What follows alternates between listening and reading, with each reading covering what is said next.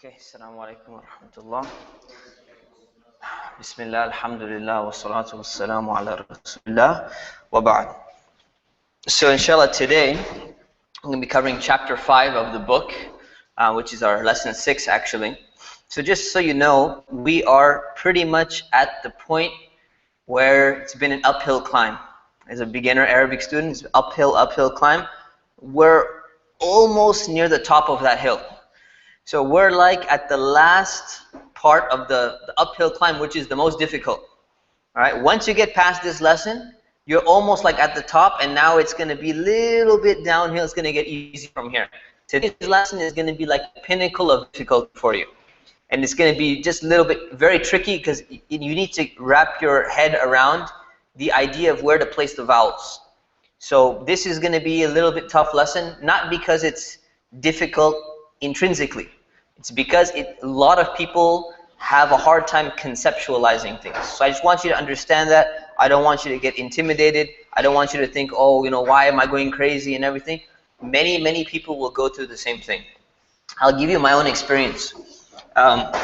When I was studying computer science in school, one of the most difficult concepts was called object-oriented programming, which is you have to learn object-oriented programming today if you want to be a computer programmer. The reason why it's so difficult is because it's very conceptual in nature. And many people, they have a hard time conceptualizing certain ideas. They're just so used to just doing things, you know, by the book, just copying formulas or something like that. Once you grasp it and you kind of make this adjustment in your mind, it just becomes a lot easier for you. So if you're not getting it right now, it's just going to take a little bit more time. Don't panic. It's not because, you know, you're stupid or something like that. It just takes a little bit of time to grasp it. Once you get past this phase, everything is just about learning new rules, but it's all downhill. It's like memorizing vocabulary is just, you just do it, right? There's nothing, the first day you memorize vocabulary and the second day you memorize more vocabulary, it's because you're memorizing, but there's nothing like more difficult about the second day, right? Or the third day. It's just learning more and more and more. Actually memorizing becomes easier. So what's going to happen is the rules that we're learning today and maybe the following week, it's going to be more conceptual in nature. It's going to be very difficult. Once you get these rules down, you're so used to learning rules and grammar rules and you're getting the concept, it's just going to get easier and easier. Because you just keep on learning more and more grammar rules and more vocabulary. That's the way you're going to learn language. So just don't, you know, panic. Don't, you know, don't get scared or something like that. It's just going to take a little bit of time. You're almost there. And then you're going to see it's going to start getting easier. Although there's always more to learn, it's just going to get easier to learn, right? And one of the brothers is smiling because he took the class. He took the class and he struggled with the same thing. That's why he understands, said, you know what? I wish you would have told me that last class, but I didn't tell you the last class, right? Yeah, so the people who are taking this class again, they're smiling now because now they finally got it when they took the second class, right? But now they're in the first class repeating the first class again. And now they're like, you know what? That's true. I see it. So you're going to look back and you're going to say, you know what? I was struggling, but it wasn't that difficult, really, when you look back. So don't panic. Just stay calm. Like those little keep calm things, you know? Keep calm, carry on, whatever it is. Keep going, inshallah. So let's start with vocabulary. We're going to be learning verbs today. So let's look at some of these verbs. Zahaba, let's repeat it. Zahaba means to go. Okay, now zahaba is actually in the past tense form, but to go is like the infinitive form. So we're going to learn verbs this way. We just say to go. So zahaba, to go. And we use it with ila, and you're going to see that later on. So zahaba, to go. Raja'a, to return or to come back.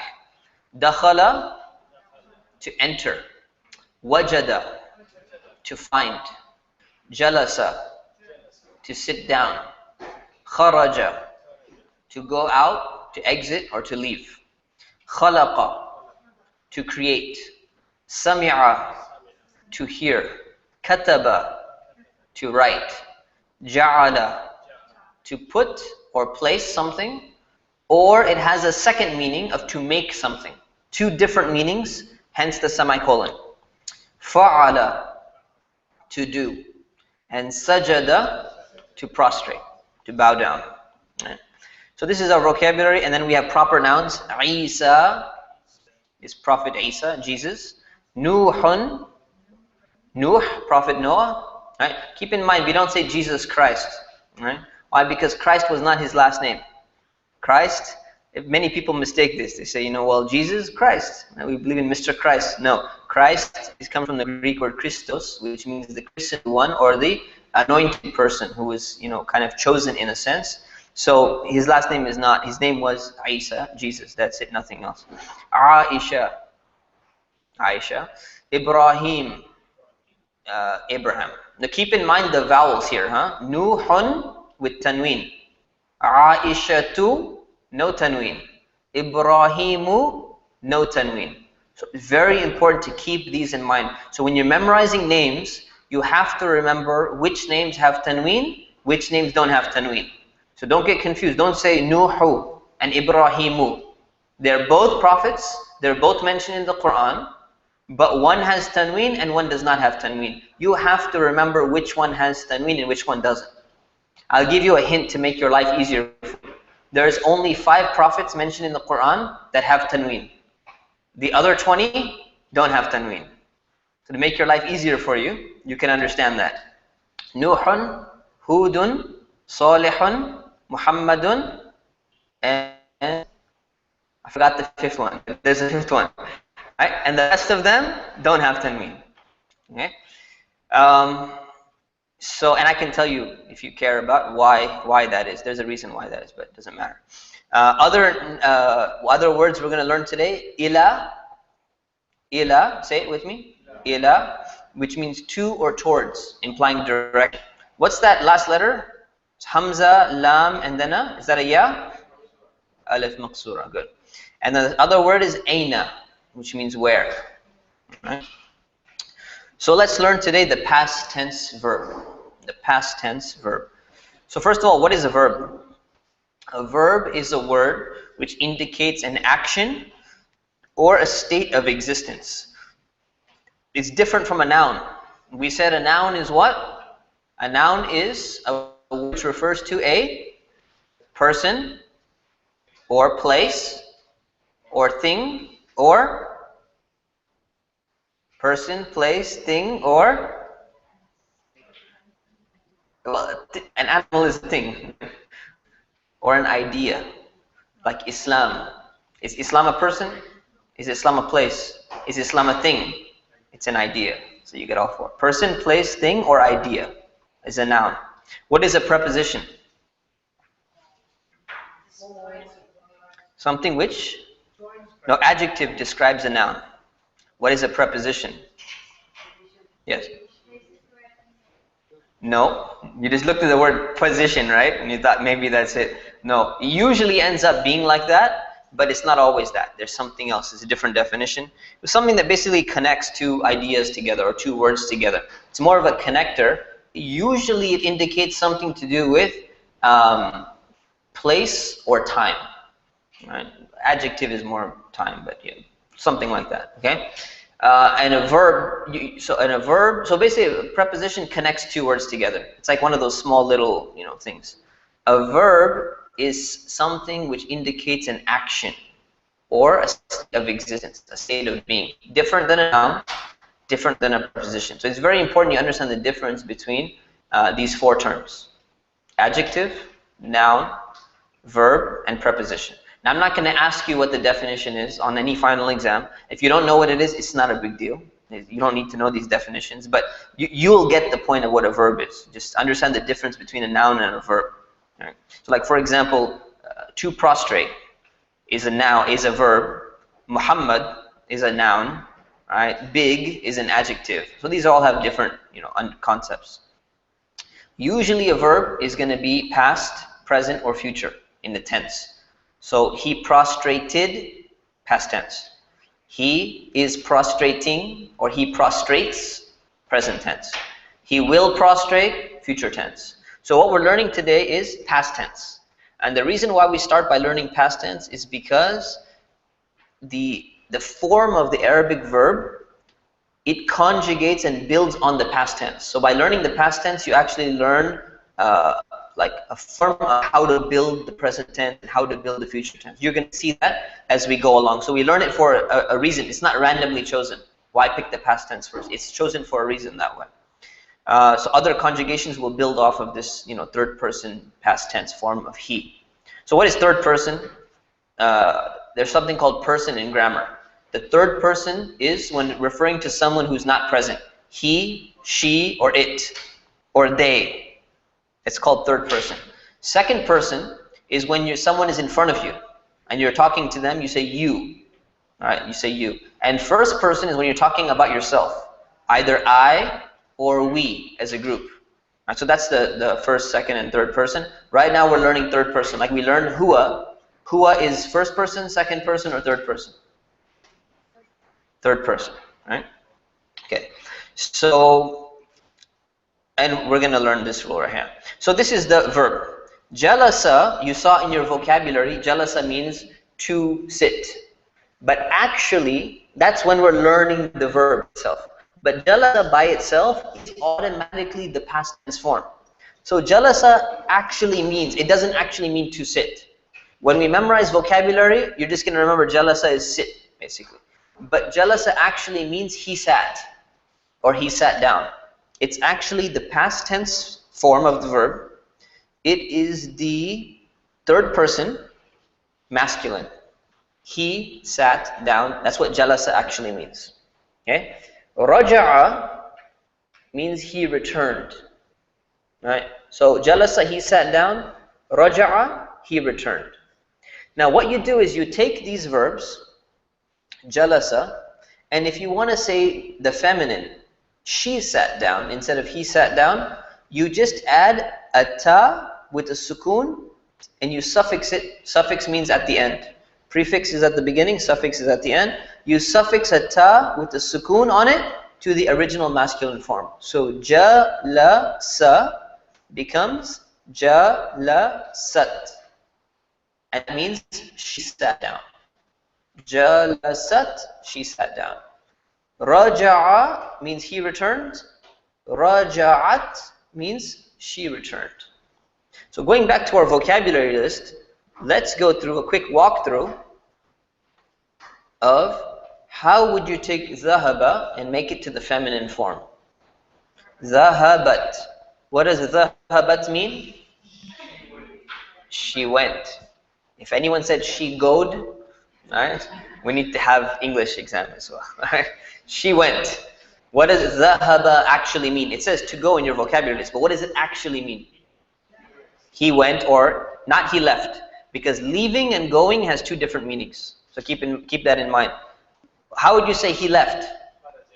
Kharaja. How would you say she left? Kharajat. How would you say she prostrated?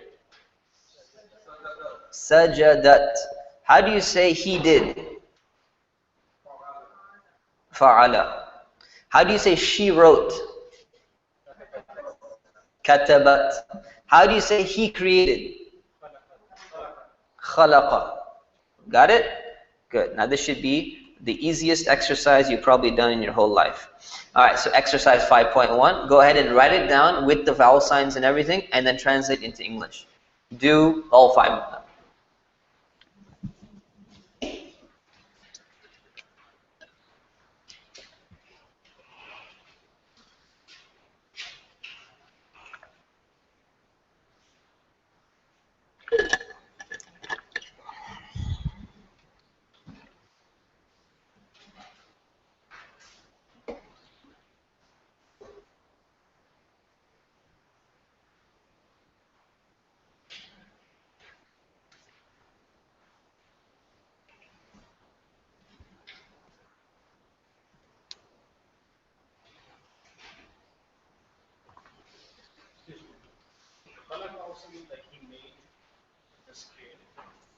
Ja'ala has a second meaning, he made. So khalaq is more creating. So are you saying like something like that, but it's masculine, so it's not in the past tense, so it's not to go? Yeah, so what I'm saying is in the vocabulary we will learn all the third person masculine forms as the infinitive, to go, just for the vocabulary purposes. But when you actually say ذهب, it means he went. So we translate it not as Yeah, do not translate it as to go. Translate it as he went. Yeah.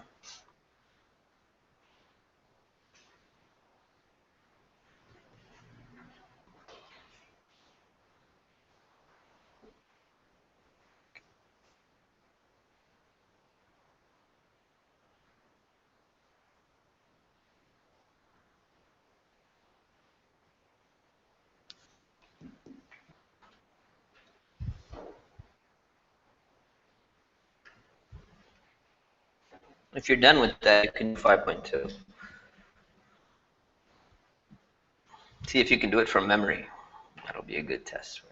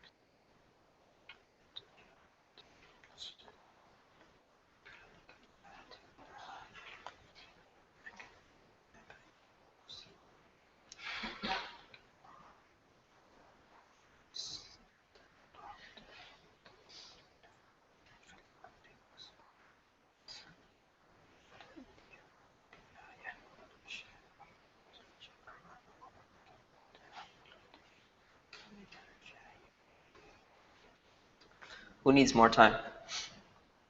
Okay, we're ready.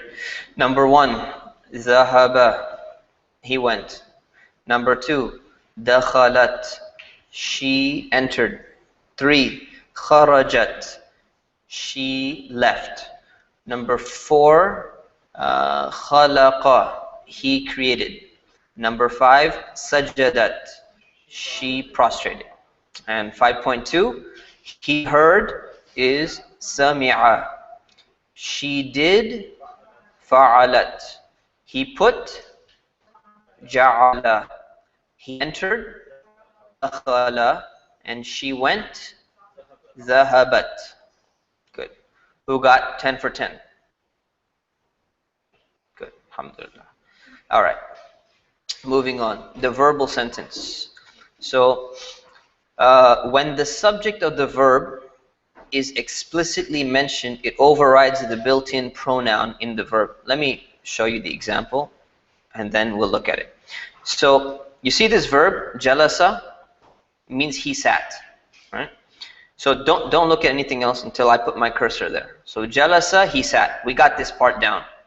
When the subject of the verb is explicitly mentioned, it overrides the built-in pronoun. So what is the subject of the verb here? Jalasa.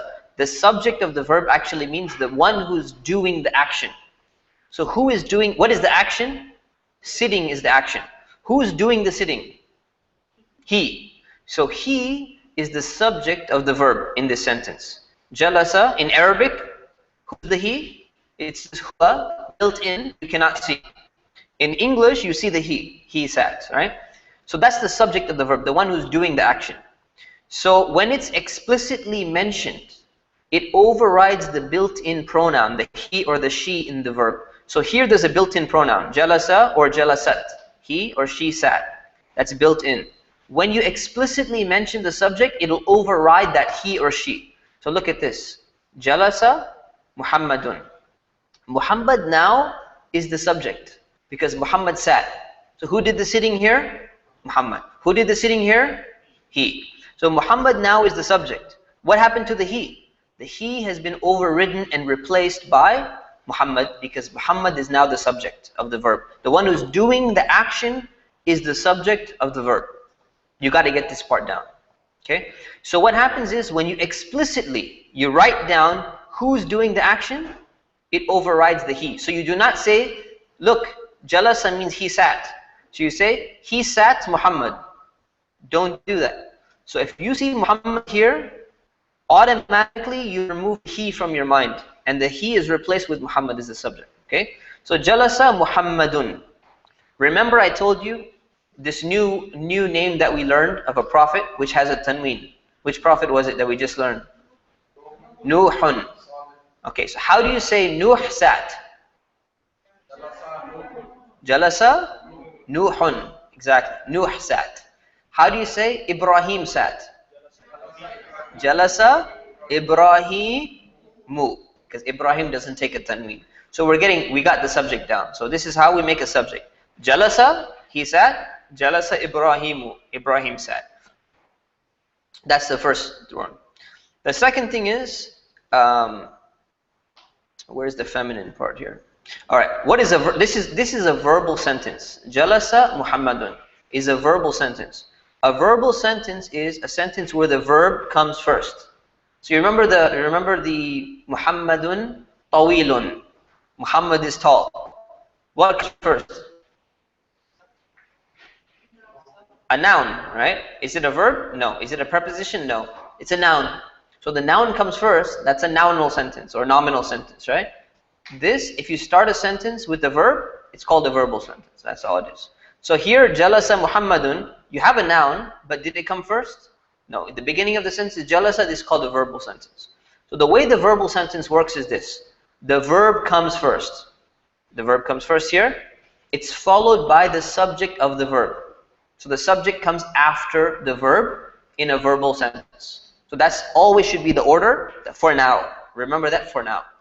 Now keep this in mind. The feminine form of the verb must be used when the subject is feminine. So what happens now is, what if you want to say Maryam sat? You cannot say Jalasa Maryamu. Instead, you make this feminine. So Jalasat usually means she sat, but now you put Jalasat, feminine form, and then you explicitly throw Maryam in there as the subject, and it became Maryam sat. So you have to make it feminine when the subject of the verb is feminine. So who's doing the sitting now? Maryam. Is she feminine? Yes. So the verb has to be feminine as well. So how would you say Khadija sat? Jalasat Khadijatu. What if you said Jalasat Nuhun? It's wrong. So you have to fix it and it becomes Jalasa Nuhun. Jalasat Aishatu. Right? Aisha sat. Is that correct or no? It's correct. Okay. So we got that. Pretty easy rule. So remember, that's another rule. The feminine verb has to come when the subject is feminine. And there's no she. Do not say she sat Maryam. Right, so what's going to happen is, in the beginning, while you're reading, you're going to start translating very slowly. So you're going to read this and you're thinking, what did Jalasa mean again? And then you say, oh, Jalasat. Oh, Jalasat means she sat. And sometimes you're going to get confused and say, oh, Jalasat is she sat. You're going to say, she sat Maryam. So maybe she sat on Maryam, or she sat Maryam down or something like that. No. You have to remember this rule. when the subject comes, it overrides. So if Maryam goes away, you get she sat again. If Maryam comes here, right, automatically it's overridden. The she has to go away from your mind. It's a very, very common beginner mistake. Be careful about that. Okay? So when you're translating and you're like, okay, jalasat, she sat, erase it as soon as you see Maryam coming afterwards or Khadija afterwards. Yeah, yes? We will learn that later. You can do it. You can do it, but we'll learn it later. So can Maryam come before Jalasa? It can, but we're not going to learn it right now. Yes. Jalasat ala Maryam would be she sat on Maryam. That's right. But we're not. There's no ala here. Yes, you're right. You'd have to put a ala to sit on. But your mind will start thinking she sat, and then Maryam. Oh, how do the two connect together? It's a very common mistake. Don't do that. All right. Then here's another example. Keep in. Here's the note here. Remember. So look at this. Jalasat al-mar'atu. Where did this kasra come from? Remember the rule. When two sukuns come together, the first one becomes a kasra. So actually, what was on this tab beforehand? A sukun was on here. Just like this, jalasat. But jalasat al-mar'atu. Right? So the al, this is wasla. And there's a sukun on the lam. So you have sukun on the lam, sukun on the ta. What happens? This has to change to a kasra. Right? Just like we saw this in another example as well. Min changed to a fatha. What else changed to a kasra? Man. Right? How do you say man al-waladu? Manil waladu. Right? So this, it changes. Don't forget this rule. This rule applies almost always except the one case where min becomes mina with a fatha. Otherwise, it's always a kasra. Right? So don't forget this rule. Jalasatil mar'atu. How do you say the boy sat?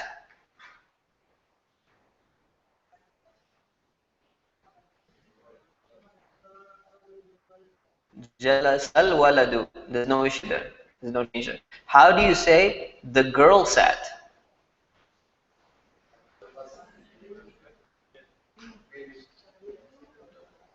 What was it? Jalasatil bintu. How do you say a girl sat?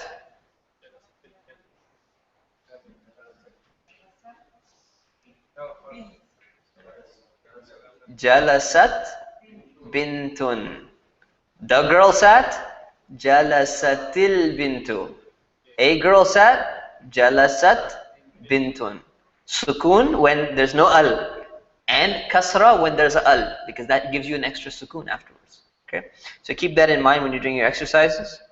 And let's practice. Let's do the first three only.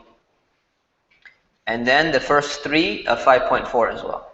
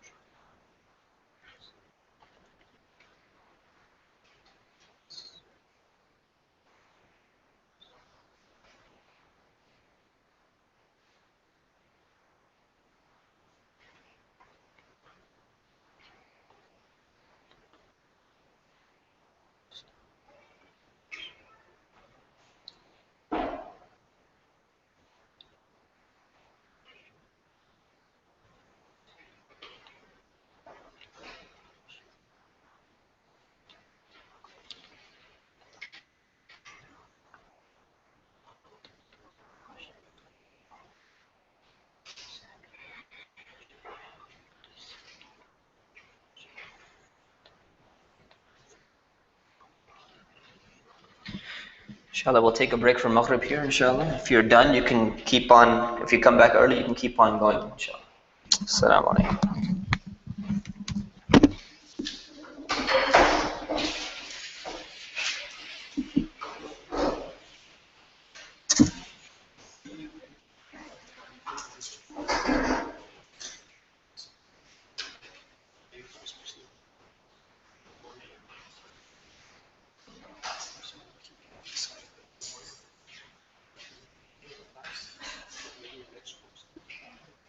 Actually, have the whole list. You email me? Yeah.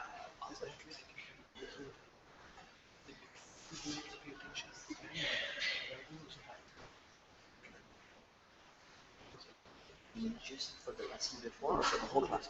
I should send it. Send me email. I'll post it for you. Just send me a reminder email and I'll do it. Is it? That's fine.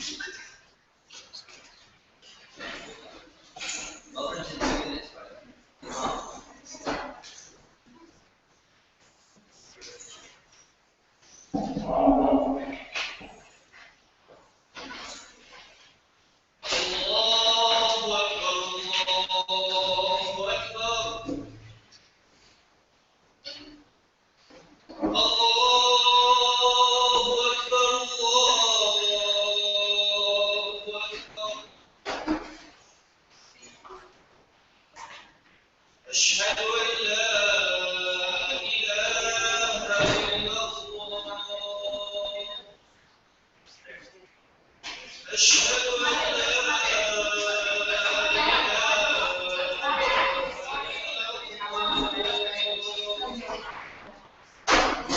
أشهد أن لا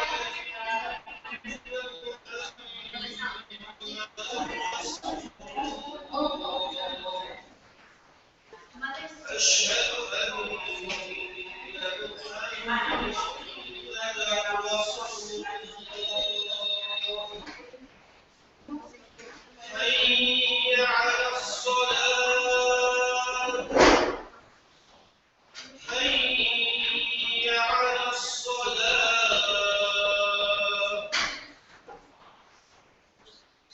حي على الفلاح حي على الفلاح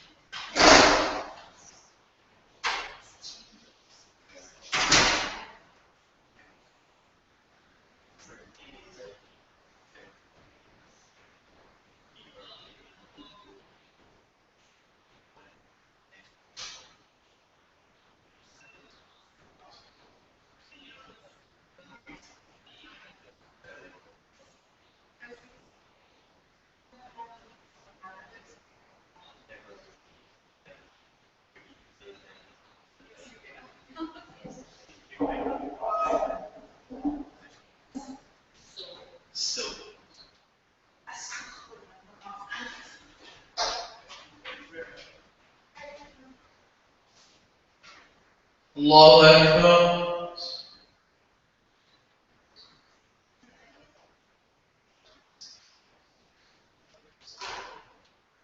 الحمد لله رب العالمين الرحمن الرحيم مالك يوم الدين إياك نعبد وإياك نستعين اهدنا الصراط المستقيم صراط الذين أنعمت عليهم غير المغضوب عليهم ولا الضالين آمين. التين والزيتون وطور سينين وهذا البلد الأمين لقد خلقنا الإنسان في أحسن تقويم ثم رددناه أسفل سافلين إلا الذين آمنوا وعملوا الصالحات فلهم أجر غير ممنون. فما يكذبك بعد بالدين أليس الله بأحكم الحاكمين.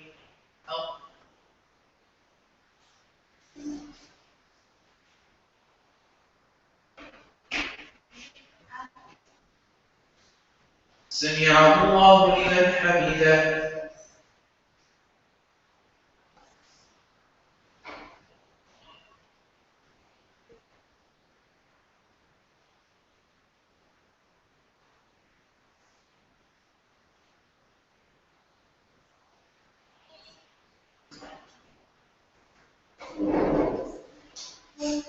الله أكبر.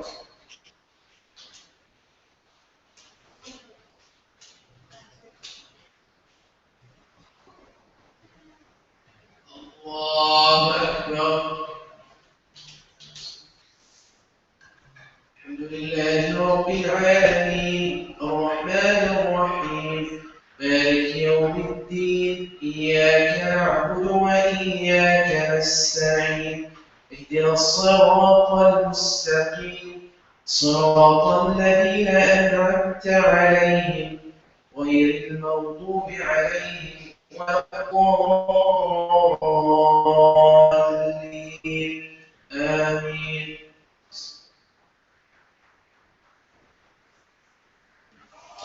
لإيلاف قريش إيلافهم رحلة الشتاء والصيف فليعبدوا رب هذا البيت الذي أطعمهم من جوع وآمنهم من خوف.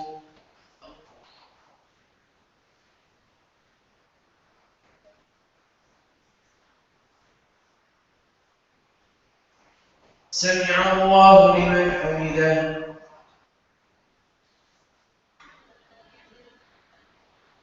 الله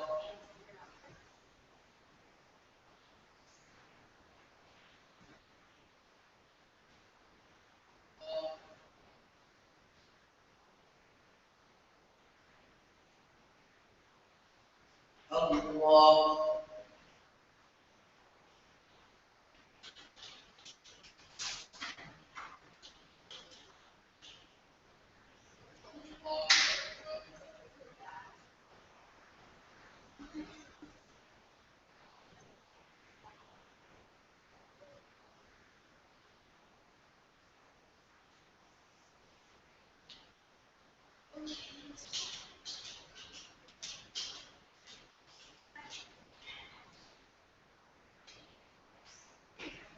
الله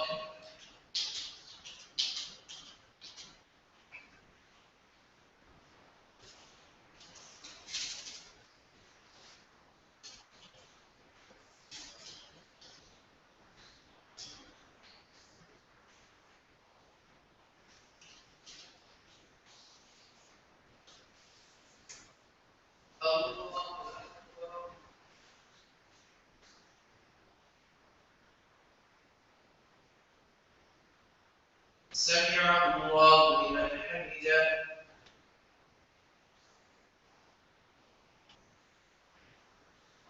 الله أكبر.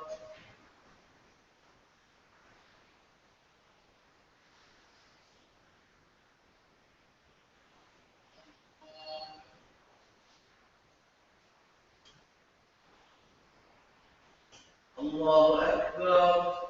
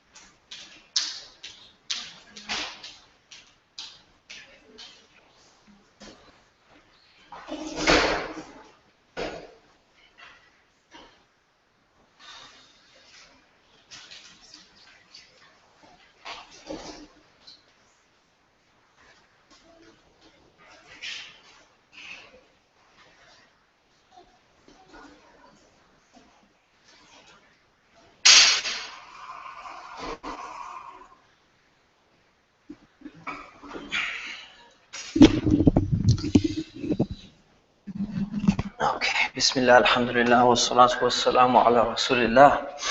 So let's take a look at the first three.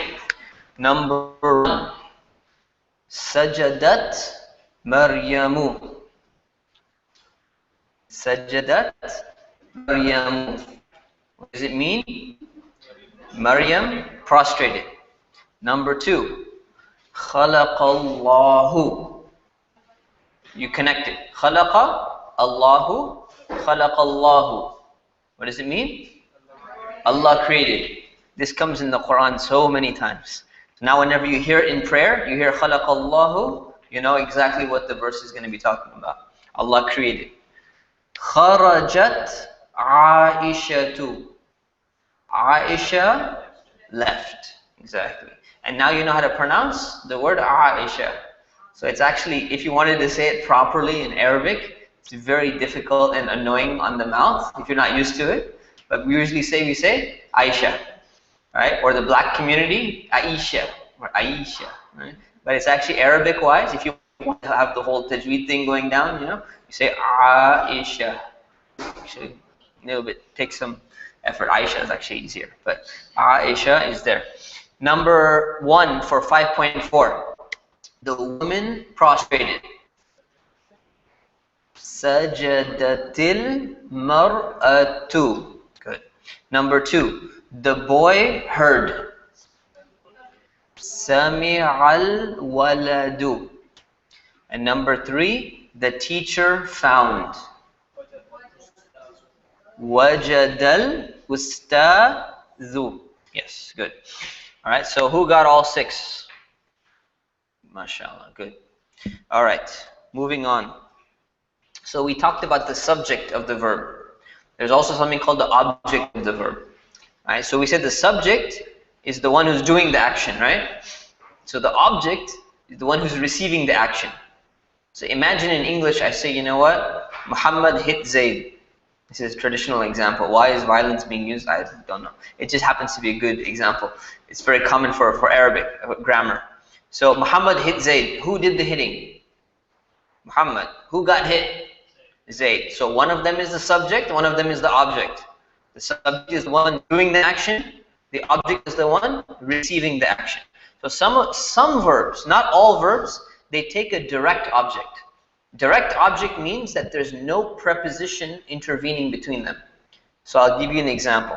If you say, Muhammad went to the city, the to is a preposition, right? So who did the going? Muhammad. What received the act of going? The city. But there's a preposition there. So it's not a direct object.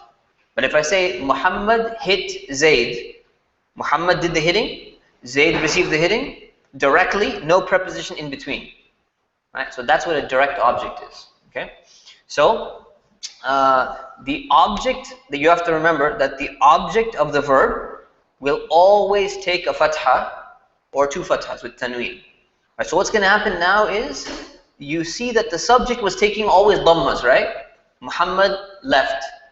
Kharaja Muhammadun, dhammas. Maryam left.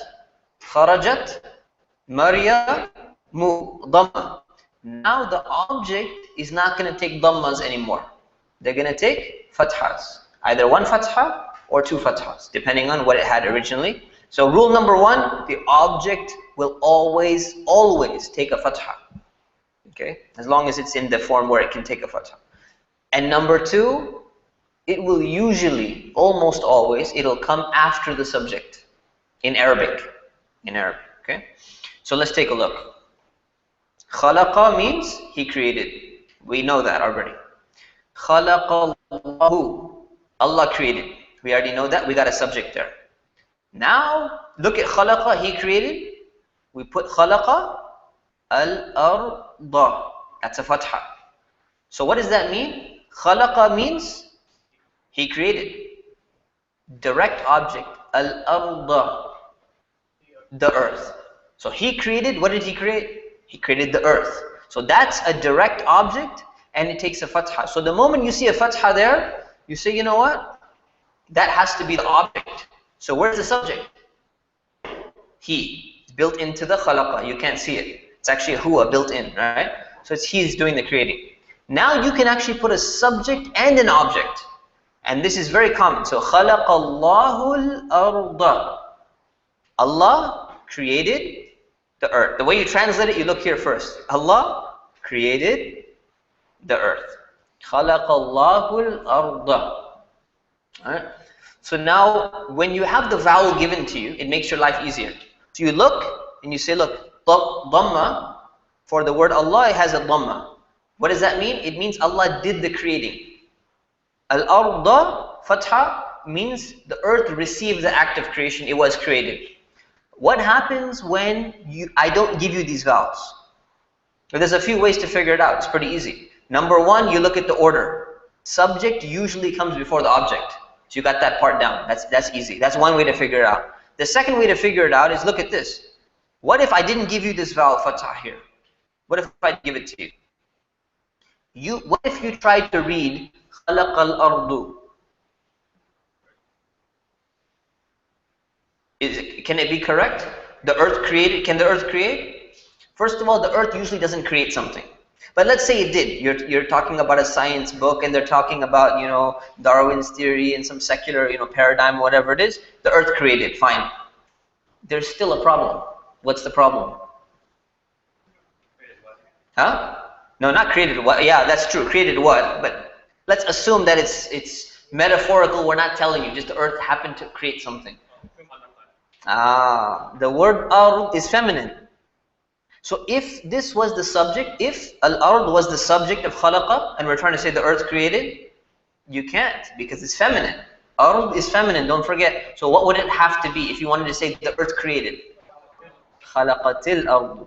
So just by looking at this, and you're going to get used to it. You look at this and you say, there is no way in the world, if I don't give you the vowel, there's no way in the world that the word al-ard can be the subject of this verb. Why? Because it has to be feminine.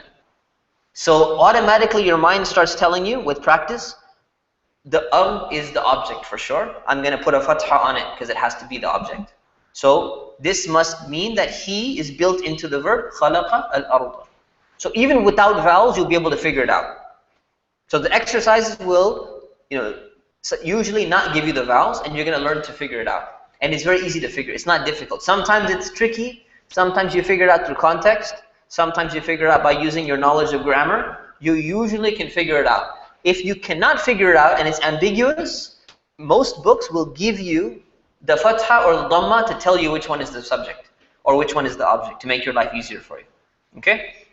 So, خَلَقَ الْأَرْضَ, He created the earth. خَلَقَ اللَّهُ الْأَرْضَ, Allah created the earth. How do you say He created the sky? خَلَقَ السَّمَاءَ. Good. How do you say He created the mountain? Say He created a mountain. He created a mountain. خَلَقَ جَبَلًا. Fathas. Object, fatha. Not jabalun, jabalan. Khalaqa jabalan. He created a mountain. Jabalan. It has to have fathas. Object always has fatha. Right? How do you say Allah created? Allah created the river.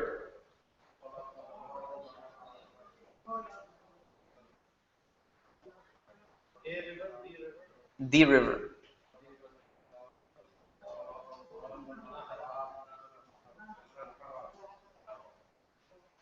Just do it slowly. Khalaqa or khalaqat? Khalaqa. Allahu, Allaha or Allahi? Allahu. Why? Allah, the doer, He's doing the act of creation. So khalaqa Allahu the river. So it's either going to be an-nahru, an-nahra, or an-nahri. Which one is it? An-nahra. Why? Because it received the act of creation. So it has to be fatha. We're so used to saying an-nahru tawilun, an-nahru, but now this is a verbal sentence. So the word nahr, an-nahr, is getting the act of creation done on it in the sentence. So you have to put a fatha now. That's the reason. Right? So Allah created the person.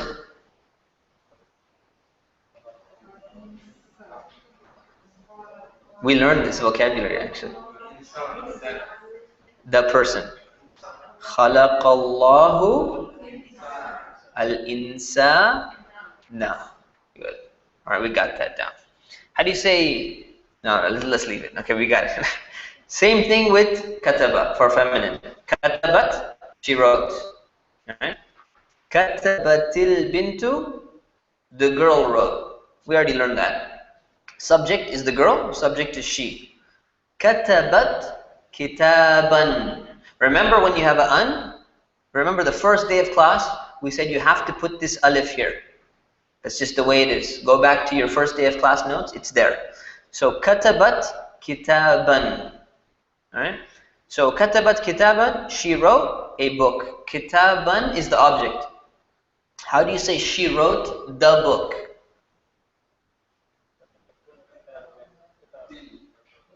Katabatil kitaba. Or if you wanted to just make it slowly for yourself, katabat al-kitab. Ba, bu, or bi? Ba. Why? Why? It's a fatha. Why? It's the object of the verb. It's receiving the writing. So who's writing? She. What is being written? The book. So this is going to take some practice. This is what I said. It's going to take a moment to get your mind wrapped around it. The more practice you do, the more it's going to become. It's going to come totally natural for you. Very, very natural for you. Okay. And lastly, the girl wrote a book. Katabatil bintu. The girl wrote kitaban, a book. All right. How do you say the girl wrote a sign?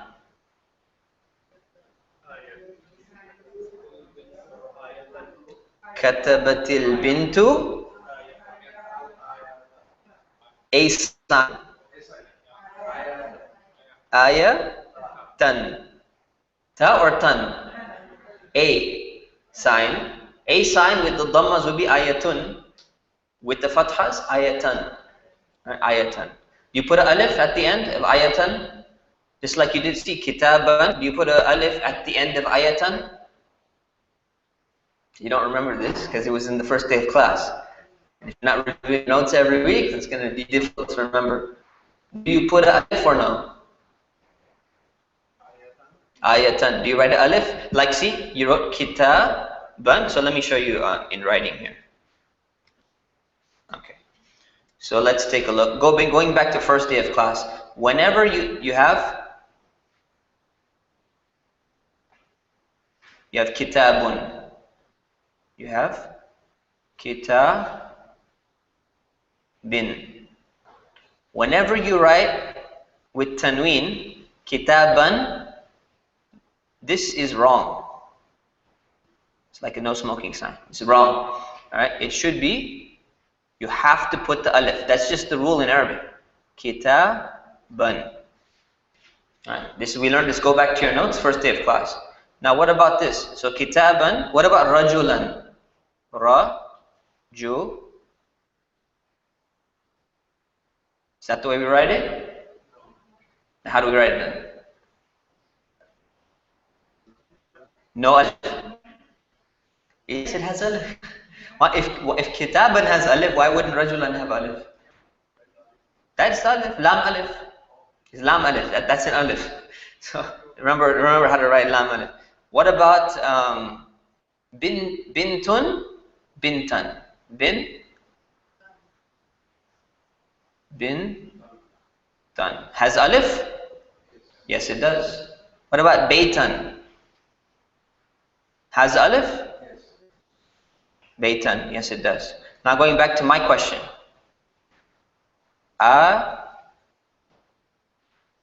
Ayatun, right? What about ayatan? We add alif? No, we don't. Why? You go back to your notes, you always add an alif with the exception of if there's a ta marbuta. So normal ta, yes, you add it. Bintan, normal ta. Baitan, normal ta, open ta. Ta marbuta is the one exception. You do not add an alif. Right? You just put the tanween on top. If you wanted to, you wanted a rational explanation, why do you think that is? Anyone who's really, really clever might be able to figure it out. No, that's not why. Good try though. Why would they not do this? So there's two rules about the ta marbuta. Rule number one is that before ta marbuta, you always have a fatha. Rule number two, ta marbuta only comes at the end. So if you added alif, it's not at the end anymore. It's not a ta marbuta anymore. It turns into a normal ta. And we don't want that. We want to keep the ta around. That's the reason behind it. But anyways, it's okay. You didn't figure it out. All right, so I think someone wanted these mixed nuts over here, but next time we'll get another question for you, inshallah. So katabatil bintu kitab, that's the way it is. So let's do some practice on that. Translate it into Arabic, write down all the vowels and all the signs, and you start looking and seeing where's the subject, where's the object. Make sure the subject has a dhamma if it can take a dhamma. So look at the word Musa. Can Musa take a dhamma? It can't. You can't say Musa, it's Musa. But when it can take a dhamma, give it a dhamma. When it can take a fatha, give it a fatha. When it has tanween, give it two fathas. When it has tanween, give the subject two dhammas. Okay? So do justice to these words. Right? Do not be zalim or zalimatun. Right?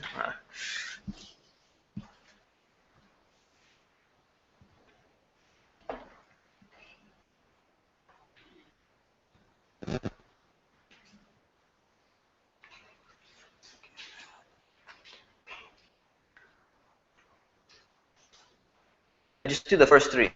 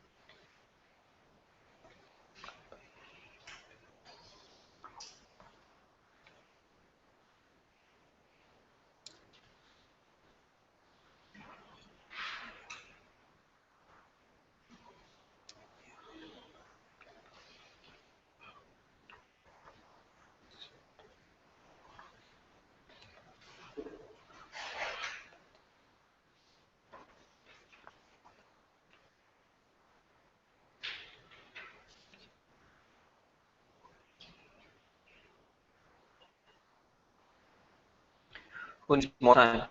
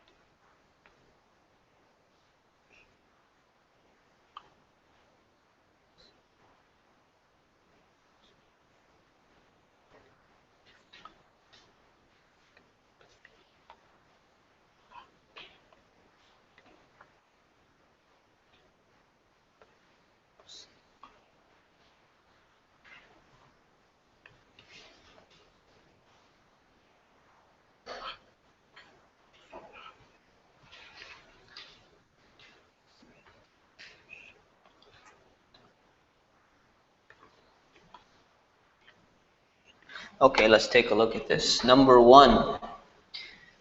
Who would like to try this? Any takers? Non-repeat takers.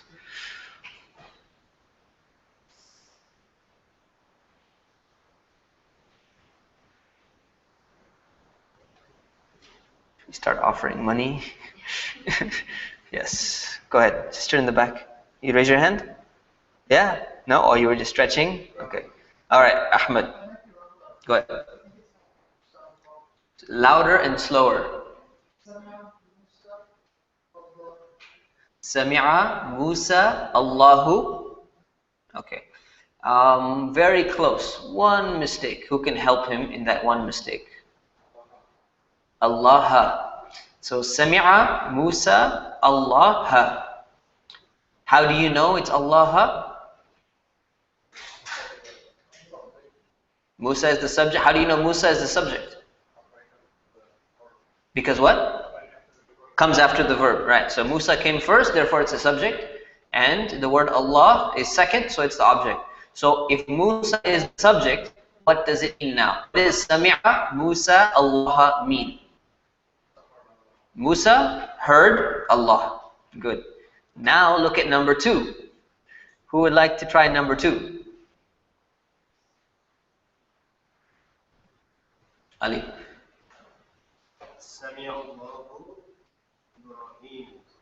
Sami'a Allahu Ibrahimu. One mistake. Yes, go ahead. Go ahead, Mom. Ibrahima. Why? No, he said Ibrahimu, you're saying Ibrahima. Why not? Why can't you put a dhamma on Ibrahim? No, what's the rule? It's the direct object. So Ibrahim is the direct object. And therefore the direct object will always take a fatha. Did you get it? Even proper nouns, yes. All nouns. Proper nouns, regular nouns, adjectives even. Okay? So that's the rule. You got it? Okay. So Sami'a Allahu Ibrahima. What does it mean, Ali? Allah heard Abraham. Exactly. Good. Alright, so look at number 1. Who did the hearing? Musa did the hearing. Number 2, who did the hearing? Allah did the hearing. So see how it switched around? Anyone can do the hearing, right? So if Musa can hear, Allah can hear. So, but just by switching the order and by switching the vowel sign, you can determine who's the subject and who's the object. It's very, very important. And one of the easiest rules for now is to remember the subject will come first, object will come second. Actually, in Arabic, you can flip them whenever you want. So you could actually say, number one, Sami'a Musa Allahu. It's allowed. How would you figure out which one is which? Only by context. But we're not gonna, don't worry about that for now, okay? So number two, Sami'a Allahu Ibrahima. Allah heard Abraham. Number three, who would like to number three? Yes, bismillah. Dakhala Muhammadun Jannatan. Good. Dakhala Muhammadun Jannatan. The subject is Muhammad. The object is Jannah. Good. What does that mean? Muhammad entered, not paradise. Jannatan. A garden. A garden. Al-Jannata would have been paradise, yes. Yes, Ahmed. The tanween on Muhammad. Why is it there? So Muhammad, the word Muhammad, the name Muhammad always has a tanween. It always has a tanween. The question is, why is it a dhamma? Why two dhammas? Because Muhammad is the... Do you know why? No, Ahmed, I'm asking you. Do you know why Muhammadun and not Muhammadan? It's a subject, exactly, yeah. So Muhammad is just one of the names with tanween. Ibrahim has tanween or no? How about Musa? Does it have tanween? Does it have dhamma? No, it has neither. What about Nuh? What does it have? Tanween. What about Khadija? Right? It has a regular vowel, one vowel. What about Maryam? Tanween or no? No tanween. Aisha? No. What about Fatima? No tanween. Good. All right. Generally, women names generally don't have tanween at all. That's why. So it's easy to remember. Women names don't have tanween, and to make your life easier, let me give you the rule. Women names don't have tanween. All non-Arabic names don't have tanween. Non-Arabic names. So Ibrahim is not originally an Arabic name. It's been Arabicized. Right? Ismail. Almost all the prophets. Ishaq, Sulaiman, Dawood, Yaqub. Right? All of them, they don't have tanween. Only two types of names have tanween. Names originally in Arabic. So Muhammadun is originally Arabic. Salihun is originally Arabic. Where did Salih live? Where did Prophet Salih live? In Arabian Peninsula, right? And the one more exception to the rule is the three-letter names. Nuhun, Hudun, Lutun. You see that the three letters and they have the same pattern. Dhamma, wow. That's why there are exceptions to the rule. Huh? Oh yeah, Lut was number 5. There you go. That's the 5. All right, so that's that. Let's move on. Do the first 3, English to Arabic.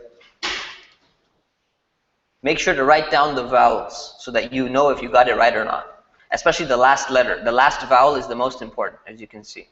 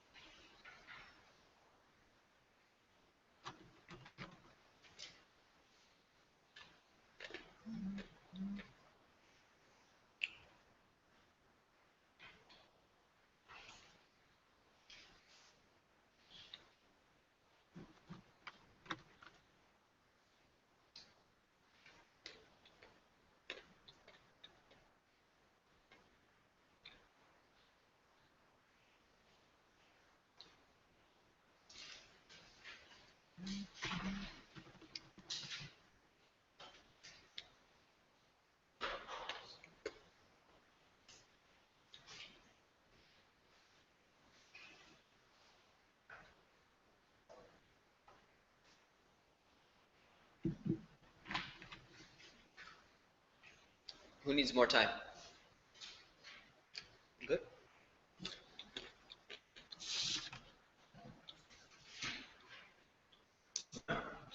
Let's do this number 1. Who would like to do number 1? Kenny. Number 1.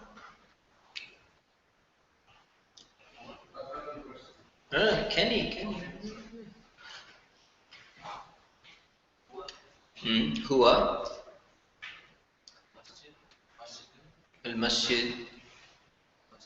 Al-masjidu. Where does it enter? Alright. Somebody help. Dakhala a mosque. Masjid done. That's right. So dakhala, you gotta put the verb first.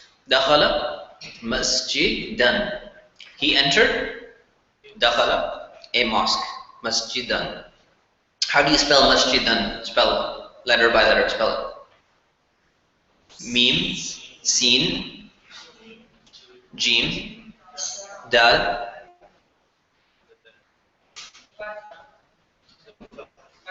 No.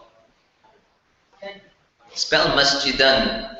Mim, Sin, Jim, Dal. One more letter. Alif. Thank you. Masjid. Mim, Sin, Jim, Dal, Alif. And then the tanween on top. Alright. Masjidan. Spell Madinatan for me, somebody, please. Ali, spell Madinatan. Mim, Dal, missing one. Madinatan. Ya, Nun, Ta marbuta.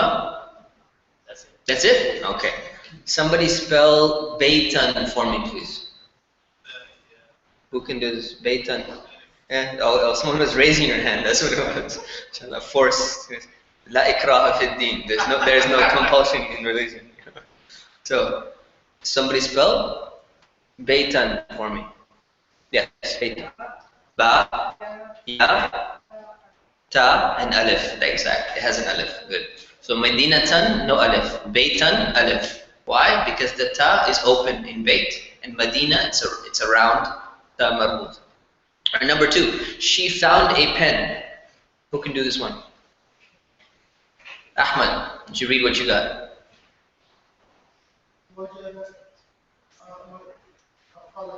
Let's say it louder. Wajadat qalaman. Is that what you said? Yes, that's correct. Wajadat qalaman. She found a pen. Number 3. Yes, number 3. Khalaqal qamara. He created the moon. Correct. Khalaqal qamara. Good. Okay. I just realized all of them are he's and she's. Should have put some more subjects in there. Okay, it's fine. Okay, we're done. Let's moving on. Verbs and prepositions. So remember, prepositions are like fi, min. We learned 3 so far, right? We learned fi, min, and ala. 3 prepositions we learned so far. So some verbs use prepositions to convey a complete meaning of in their sentence. Some verbs use them and some verbs don't use them. Okay, so you have to remember kind of which verbs use which prepositions. Right? So when you memorize the verb, memorize the prepositions that accompany that verb. Usually they're intuitive, you can figure them out, but not always. Okay? So also remember, a preposition causes the noun that comes after it to change to what? To change to a kasra or 2 kasras, right? If it's tanween. So look at this first one. Kharaja. What does kharaja mean? Just kharaja only. He left. Right? He went out or he left. So kharaja means he left. Then you use min with kharaja. Kharaja min al-madinati. He left the city. If you literally say it, he left. What does min mean? From. He left from the city. Now, I'm gonna say this 3 times just to make sure it goes in your mind. Okay? Beginners will always make a mistake when using kharaja, and they will forget to put min, and they will think that it's a direct object, because they will see he left the city. In English, there is no from. You can say he left from the city, but if you don't put from in English, it's still correct, right? But in Arabic, you have to use the min with kharaja. So I'll say it again, 2nd time. In Arabic, you have to use kharaja with min. 3rd time. Alright? Kharaja and min need to come together whenever you're going to say he left from something or he left something. So 3 times I said it now. فَخَرَجَ مِنَ الْمَدِينَةِ. Okay? Now how would you say he left the village? خَرَجَ مِنَ الْقَرْيَةِ. How would you say she left from a city? She left. She left. She left. خرجت from min a city. Madina tin. Madina tin. Right? So she left from a city. خرجت min Madina tin. She left from the city. خرجت من المدينة. Okay? So, how do you know that kharaja comes with min? How are you supposed to know that? You go back to your vocabulary list, the beginning of every chapter, and you say, look, when you're learning the verb kharaja, now you understand why this other stuff was here. Kharaja means to go out, to exit, or to leave. And these little brackets mean min. STH means something. So you use kharaja with min in order to give the meaning of to go out of something, to exit something, to leave something. You have to use min. So kharaja min al-madinati, he left from something. What is the something? The city. Right? Al-qarya, what is the something? The village. Right? That's the way it works. That's what these things are saying right here. If you look at the other ones we just learned so far, we saw khalaqa. Right? Khalaqa means he created. Khalaqa al-arda means he created al-arda, the earth. So khalaqa has an object. It takes a direct object. How do you know that? When you learn the verb to create, we got that. The bracket, this little ha, it means something. This little ha signifies that it takes a direct object. Don't understand why ha is used right now. Just know I'm telling you. The little ha here, random ha, it means that this verb takes a direct object. Whereas sajada does not take a direct object. So you cannot say sajada Muhammadun Allah. Because the word Allah would be a direct object, but look in the vocabulary list. There is no direct object here. So you do not take it, you do not use it that way. Okay, that's what the vocabulary list is saying. Ahmed. Yeah, the previous sentence, the min take the place of the preposition. The min is the preposition. Yeah, min is the preposition. So here's the, so just remember. So what uses you have to go back here to see if the verb uses a preposition like min, right? Or you have to see if it takes a direct object. So this is the only way you're going to know is by looking back at a dictionary or by looking at the vocabulary list. You don't have to look at a dictionary. Okay. Going back to where we were. Okay. So, jalasa. Okay. Jalasa Isa. What does jalasa Isa mean? Isa sat or sat down. When you hear down, don't think, oh, what is the word for down? Sat down. It's 2 words in English, 1 word in Arabic. So you have to start thinking. If you say Isa sat, and Isa sat down, it's the same meaning. So when you start translating word for word, Isa sat, there's actually a word for down. You're going to learn that. Don't put the word down in there, because otherwise it doesn't make any sense. Right? So Jalasa Isa, Isa sat down. Ala, what does ala mean? On. Al-ardi. Why is there a kasra here? Because of the alif lam? Because of the ala. Yeah. Because of the ala. Preposition causes the word that comes after to become kasra, or two kasras, right? So Jalasa Isa ala al-ardi. Isa sat on the ground. Obviously not on the earth, like planet Earth, unless he, doing like some SpaceX mission or something like that. He sits on the, planet at the top of the crust of the earth. So Jalasa Isa ala al-ardi. How do you say Isa sat on the house? Jalasa Isa ala al-bayti. How do you say Maryam sat on a mosque? Jalasat Maryamu on a mosque. On a mosque. Ala masjidin. Masjidin. Right? Good. Don't worry why she's sitting on a mosque. Just try and focus on the ground. Another preposition we're going to learn today is the preposition ila. Ila means to or towards and implies motion towards something. Why implies motion? Because you can also say like to, this book belongs to me. The word to is there, right? But does that to imply any motion towards me? No, it's possession. So ila doesn't mean that. Ila means to or towards. I'm going to the city. So the word to has different meanings, even in English. So remember that to means to or towards, like something going in a direction somewhere. Alright? Remember, a preposition affects the word following it. So what does a preposition do to the word that comes after? Takes a kasra. What if it had a tanween? Kasratain, two kasras. Kasratain, good. Alright, so let's take a look.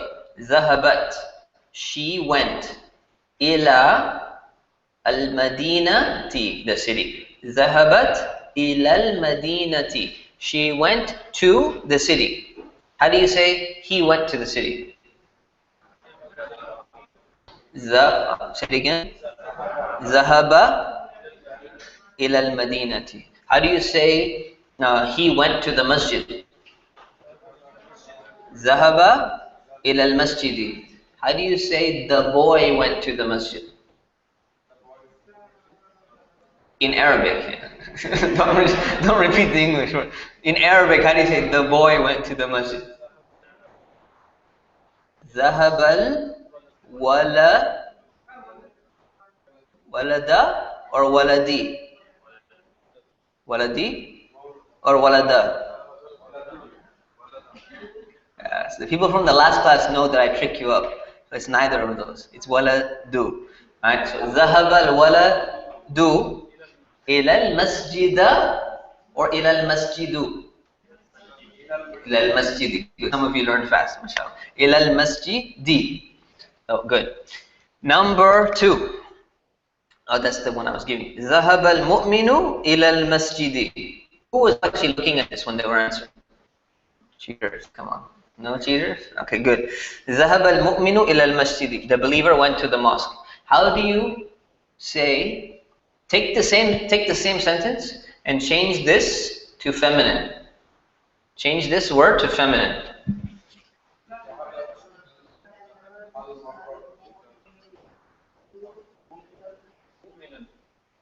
Right? So how does the sentence change?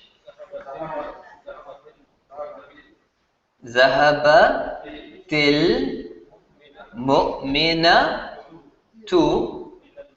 ilal masjidi. Good. Now make the word masjid feminine. It's already feminine? The word masjid is feminine? Imagine you painted the masjid pink. Right? So will it become a feminine masjid? No. So masjid cannot be feminine. It's always stuck in masculine form. Right? So you cannot change it. Alhamdulillah. All right, so we got this down. Inshallah, hopefully you got it down. All right, let's do some practice. Do the first two, only the first two.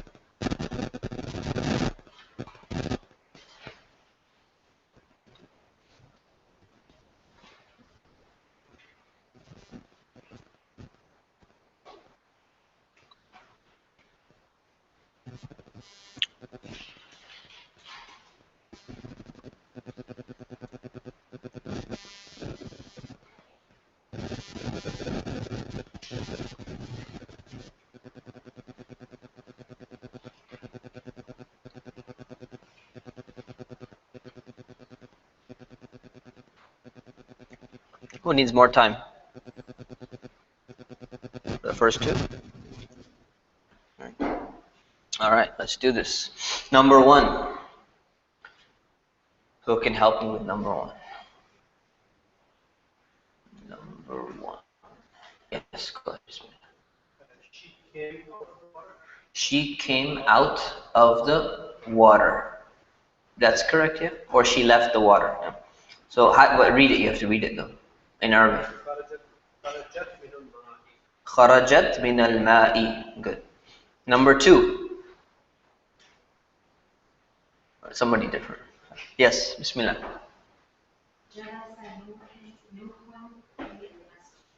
جلس نوح في المسجد. It's correct, but just read the fi and al-masjid connected. جلس نوح في المسجد. Good. What does that mean? Nuh sat in the mosque. Very good. All right. Let's do the first two for English.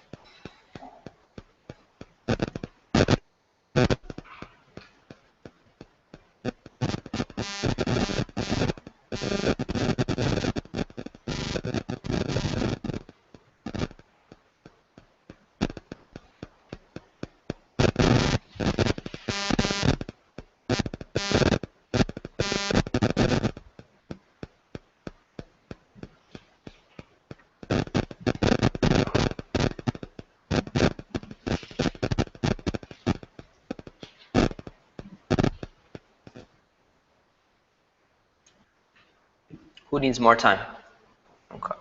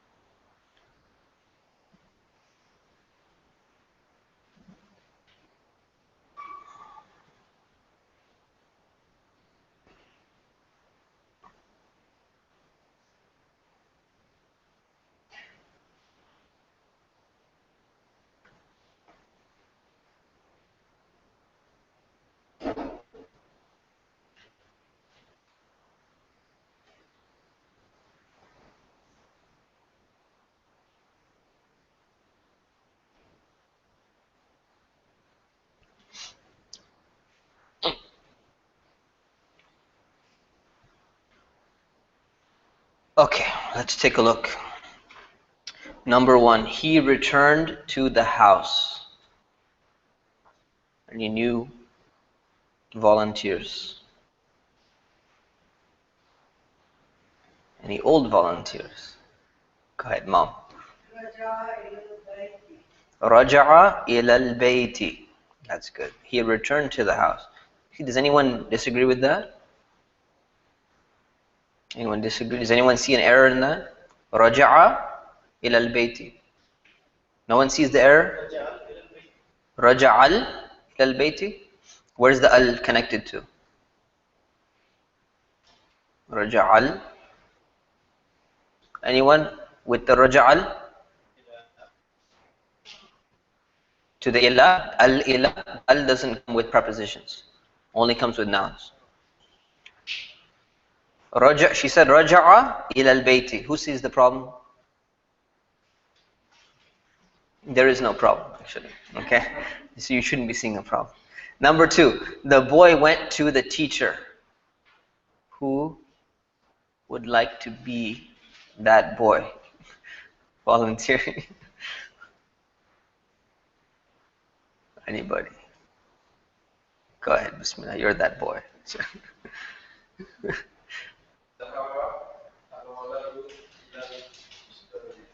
Okay, he said, ذهب الولد إلى الأستاذ. Now read it connected. ذهب الولد إلى الأستاذ. Who sees a problem there? Who sees a problem? You see a problem? No problem? He sees no problem. Anyone see a problem? ذهب الولد إلى الأستاذ. There's no problem there. It's perfectly fine. All right. Who got that? Who wrote that down? Who wrote something down?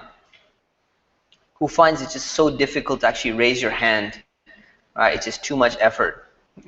Okay. At least we have honesty, mashallah. That's good. All right.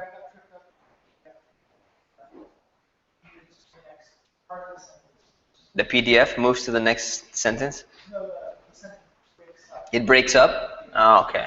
You should download a different PDF reader so it flows across without page breaks. Make your life easier. If it works. Okay, it's potential. Inshallah. All right. Let's move on. The attributive adjective. Yeah, we can get this in.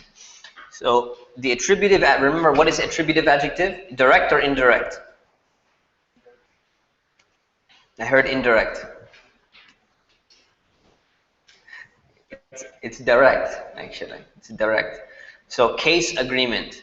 This is the difficult part. This is where you're going to get confused. So far you've been doing good, and now you're about to get a little bit confused. But hopefully, inshallah, with this explanation, hopefully you get it. But just take your time. You really, really have to pay attention on this one. Okay. So remember, attributive adjectives must agree in gender. All right. So for example, if you say Baytun Kabirun, Madinatun Kabirun, Kabiratun. Madinatun Kabiratun, because attributive adjective to Madina has to agree in gender. It also has to agree in state, definite or indefinite. So if you say Al-Madinatu Kabiratun, is it an attributive adjective? No. Al-Madinatul Kabiratu, they both have al, that's attributive adjective. Madinatun Kabiratun, no al in both of them, it's attributive adjective. So it has to agree in state. And it also has to agree in case. So you remember we said, Fil Bayti, Fil Bayti Saghi Ru, Fil Bayti Saghi, when did Bayt become feminine? Is Bayt feminine? It has a ta at the end. Does Bayt have a ta at the end or not? Okay. So, is it feminine? Medina has a ta at the end.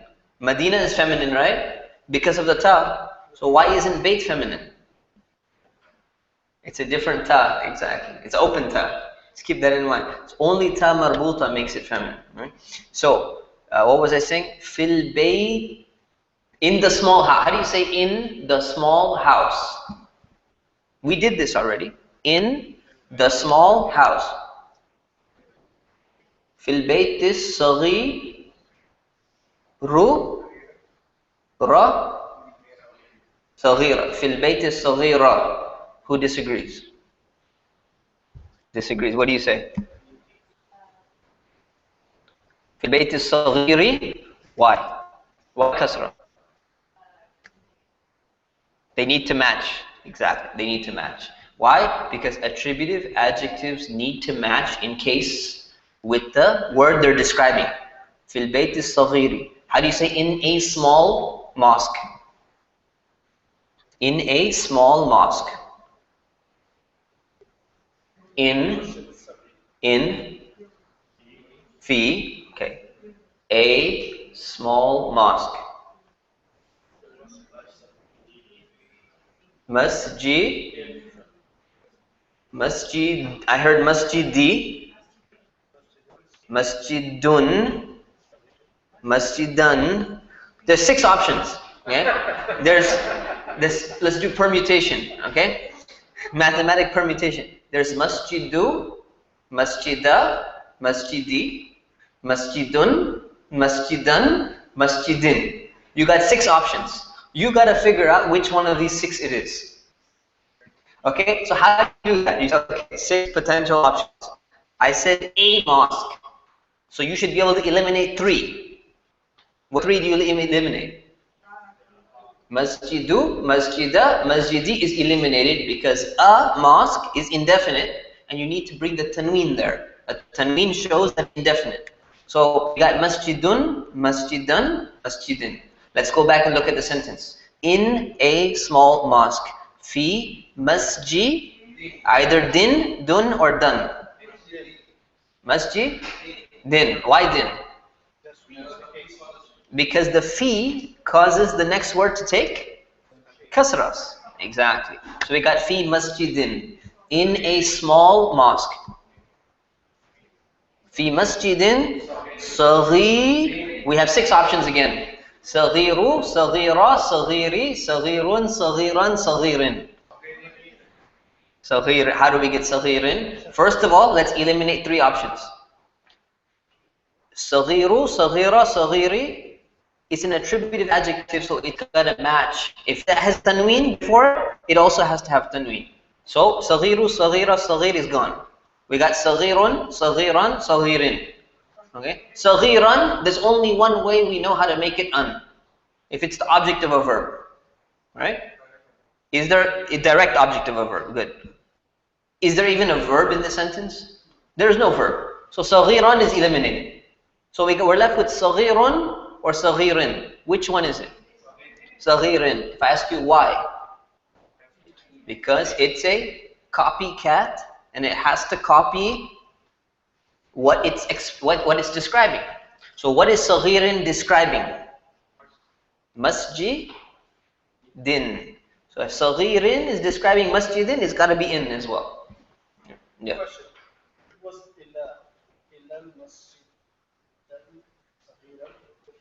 Ila, same thing. To a mosque, to a small mosque. Ila masjidin saghirin. To the small mosque. Ila al-masjid masjidi as-saghiri. It just takes practice. I warned you. It just takes a little bit of practice and you get it. Let's look at some examples now. Alright? Katabatil bintu. Don't look at the rest. What does katabatil bintu mean? Katabat means she wrote. What does katabatil bintu mean? The girl wrote. Because it overrides, remember? So the girl wrote. Katabatil bintu, the girl wrote. We want to say the young girl wrote. So katabatil bintu saghiratu. See that? So now the question is, why does it have a ta? Why not a saghiru? Because it's feminine, so we got to add a ta. Rule number 1. Rule number 2, why does it have a alif lam? Because attributive adjectives must agree in state. This has al, this is all going to have al. And the last thing is, attributive adjectives agree in case. Al-bintu has a dhamma, as-saghiratu will also have a dhamma. So you go back and you check, and you're going to find yourself writing attributive adjectives, the young girl, the big girl, the tall girl, the young boy, the old boy, the merciful boy. These are all attributive adjectives, direct adjectives. When you're going to find yourself making a mistake, go back and do the check. Whenever you do your homework, go back and say, okay, I'm going to go and do one by one. Is the gender, are they agreeing? Are the states agreeing? Are the cases agreeing? Go one by one and you'll find all the mistakes. It's natural to make mistakes, but if you go back and check, you'll get it. Yes, question. Why is there a kasra on the katabati? Because there's actually a sukoon and a sukoon on lam, so you get 2 changes to kasra. Yes, Ahmed. Yeah, by case, I mean the vowel ending. That's what I mean by the vowel ending. So, at the end, yeah, the vowel ending meaning u, I, un, in, or an. And this is the most difficult part of Arabic. Everyone, even native Arabic speakers, they can barely get the last part right. But even with people who are good at Arabic, it's a little bit tricky to get it right. So don't worry about that too much. We were just reading a book of hadith to Sheikh Akram Nadwi, who came from out of town. Even the shuyukh of this area, myself included, we were reading the book, we were reading some hadith, And he kept on correcting us in like random, you got that vowel wrong, you got that vowel wrong, because it's not there. It's tricky sometimes. It can be very difficult, so it's okay. So كتبت البنت الصغيرة, but at this basic level you should get it down. كتبت البنت الصغيرة كتابا طويلا. We'll finish this later inshallah. It's time for prayer. Assalamu alaikum.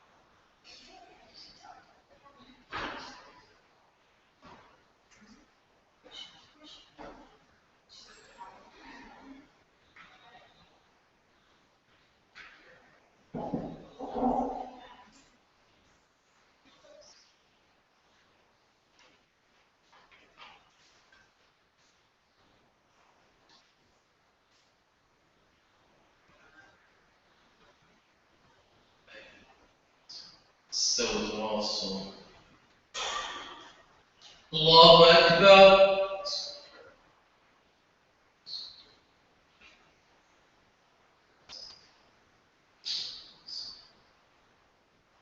الحمد لله رب العالمين الرحمن الرحيم مالك يوم الدين إياك نعبد وإياك نستعين اهدنا الصراط المستقيم صراط الذين أنعمت عليهم غير المغضوب عليهم ولا الضالين آمين. إن الذين آمنوا وعملوا الصالحات كانت لهم جنات الفردوس نزلا خالدين فيها لا يبغون عنها حولا. قل لو كان البحر مدادا لكلمات ربي لنفد البحر قبل أن تنفد كلمات ربي ولو جئنا بمثله مددا. قل إنما أنا بشر مثلكم يوحى إلي إنما إلهكم إله واحد فمن كان يرجو لقاء ربه فليعمل عملا صالحا ولا يشرك بعبادة ربه أحدا.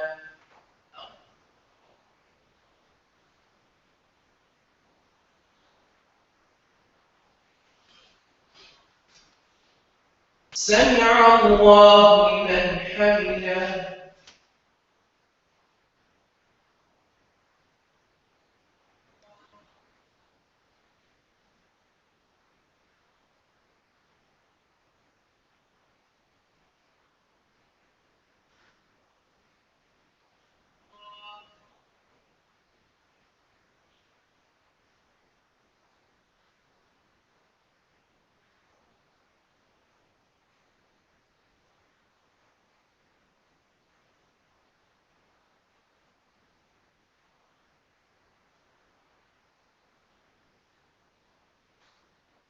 الله أكبر.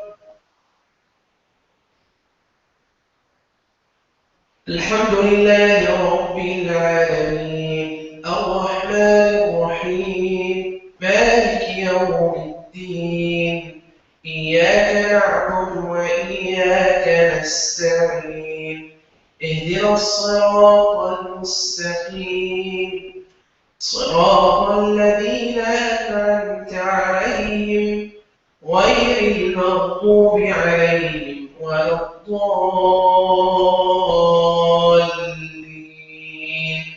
آمين.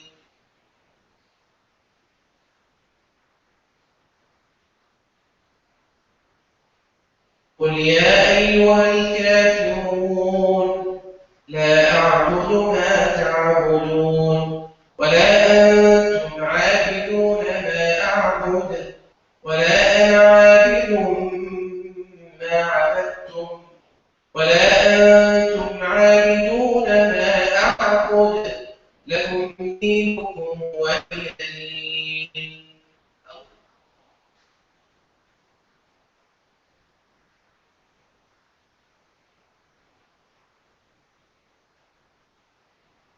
سمع الله لمن حمده.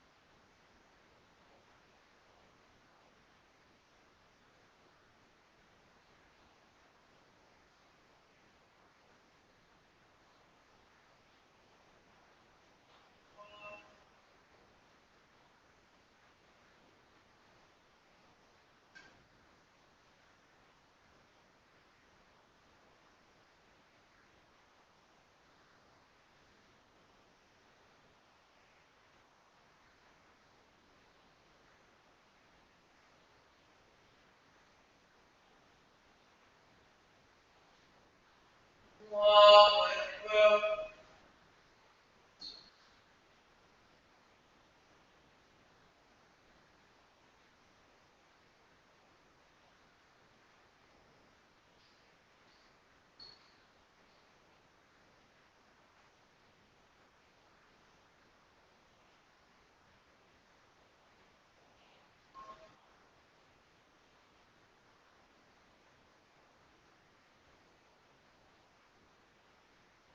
سمع الله لمن حمده.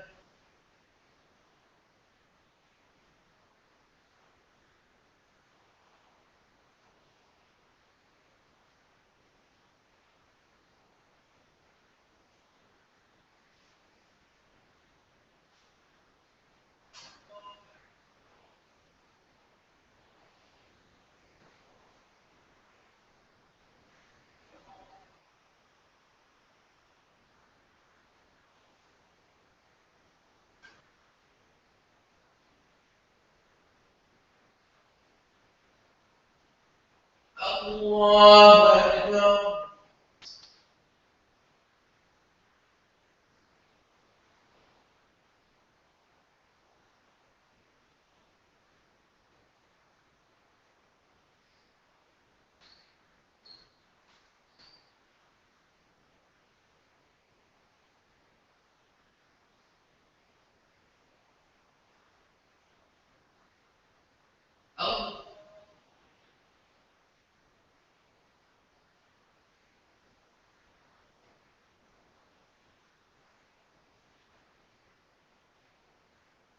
سمع الله لمن حمده.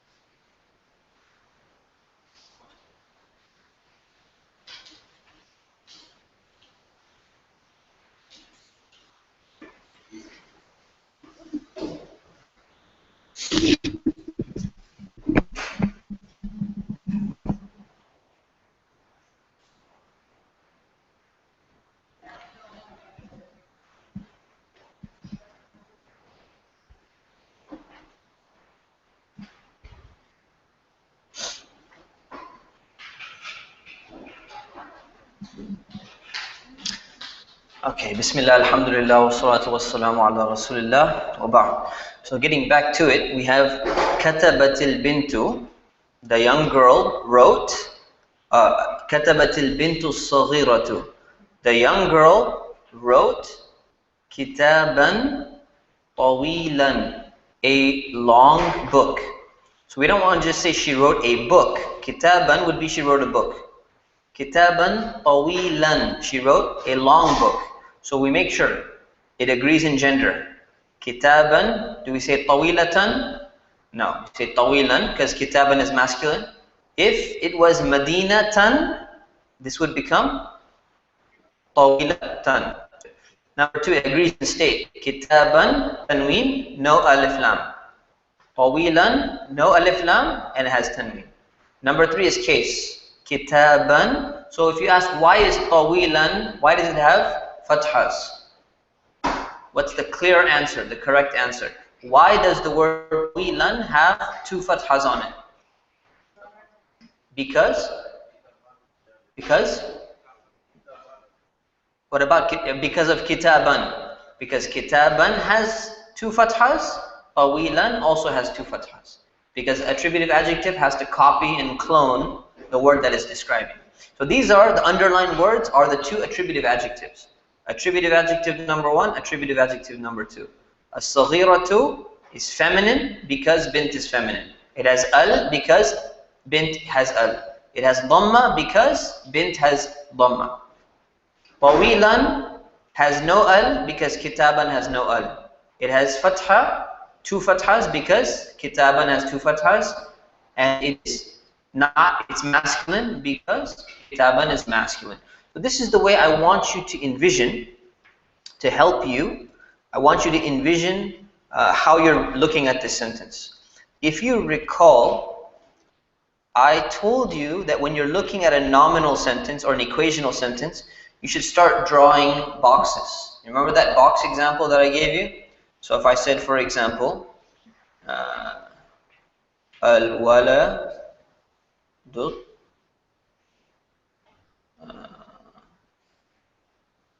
tawi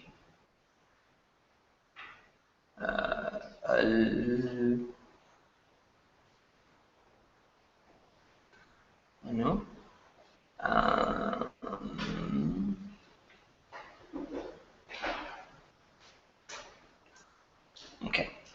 What is this sentence?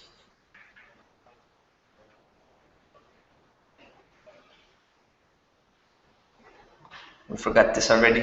Learning verbs, we forgot the nominal. We forgot the nouns.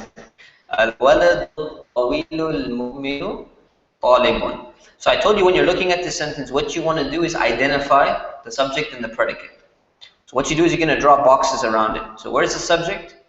This is the subject.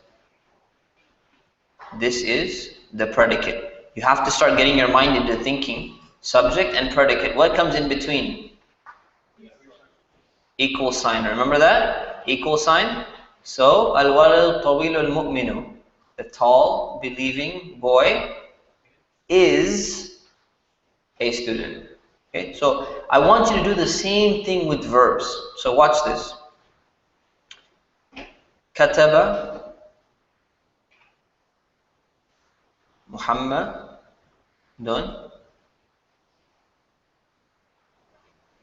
kitaban.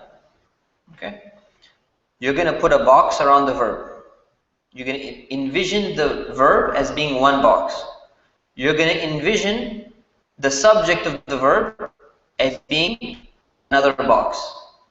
And you're going to envision the object as being a third box. So a nominal sentence always has 2 boxes. It has the subject and it has the predicate. Right? A verbal sentence usually is going to have 3 boxes. Verb, subject, object. Now what happens is when you start making these longer sentences, like the one we have here, كتبت البنت الصغيرة كتابا طويلا, you start losing it. Ooh, dhamma here, fathah here, what's going on over here? So I want you to envision the same thing with boxes. So what's the sentence? كتبت البنت what was the rest of it? الصغيرة. Start writing smaller. كتابا طويلا. كتابا طويلا. I just lost one. Here we go. كتابا طويلا. So now let's draw some boxes. Where's the first box? Exactly. Where's my pen? كتبت. Box number 1, the verb. Where's box number 2? البنت الصغيرة. Box number 2. And box number 3? The rest of it. That's the other 2. Right? That's box number 3. So now it's easier to see what's going on in this sentence. We got a subject who is doing what kind of action? What is the action being done? Writing, right? So who's doing the writing? Al-bintu as-saghiratu. What is being written? Kitaban tawilan. Now we can kind of conceptualize this sentence better, right? So now I want to get it into English. Okay. So who's doing the writing? Al-bintu as-saghiratu. What does that mean? The small girl or the young girl, right? What is she doing? She wrote, right? What is being written? Kitaban tawilan. What is that? A long book. So what you do is, you translate that as, the young girl wrote a long book. So you start, when you're translating in English, you start here, number 1, number 2, number 3. Right? That's how you're going to look at it from English. Right? Like attributive adjectives, it goes the opposite way, right? So same thing. So this is the way I want you to envision it in your mind. And this is it. This is all there is in Arabic. There's only 2 types of sentences. There is sentence number 1, nominal sentence, equational sentence, and sentence number 2. That's all there is. Every sentence you see in Arabic is going to be one of these 2. You just envision these boxes and you'll be able to figure out everything there is in Arabic. Simple as that. You already got it down. You're done. You can finish the class, inshallah. No problem. You don't need to learn Arabic anymore. That's all you need in terms of sentences in Arabic, okay? And it just gets more complex inside the boxes. You just make more so how do you make this more complex? I want to say this is al-bintu as-saghiratu, right? The young girl. I want to say the young, believing, tall girl wrote a long book. You just add the adjectives, right? So كتبت البنت الصغيرة, we want to say the believing girl. المؤمنة. And what else do we say? We want to say that she's tall as well. So she's tall, believing young girl. With al or without al? With al. الطويلة. So you get كتبت البنت الصغيرة صغيرة المؤمنة الطويلة in that box. كتابا طويلا. What's the sentence become in English? It becomes the young, believing, tall girl. She's the subject. What did she do? She wrote. What did she write? كتابا طويلا. Alright? That's it. You can just keep on adding more stuff in these boxes. This is the way you should be conceptualizing it. So let's go back to where we were. So that's that sentence. كتبت البنت الصغيرة كتابا طويلا. The young girl wrote a long book. Let's look at the next one. ذهب طالب جديد غني إلى المسجد الصغير البعيد. So where are the boxes? Box number 1, ذهب. Box number 2, طالب جديد غني. That's the subject. Where's the third box? Everything else. إلى المسجد الصغير البعيد, third box. Okay? So let's look at what it means. We start with, when we're translating, we start with the subject, right? Don't look at this yet. Start with the subject. So طالب جديد, box number 2. What does that mean? A new student. No, not a new student. A new rich. A new rich student or a rich new student, right? It doesn't matter what order. A new rich student, what did he do? He went. ذهب, he went. A new rich student went to the what?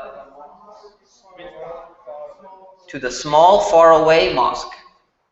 Exactly. Small faraway mosque.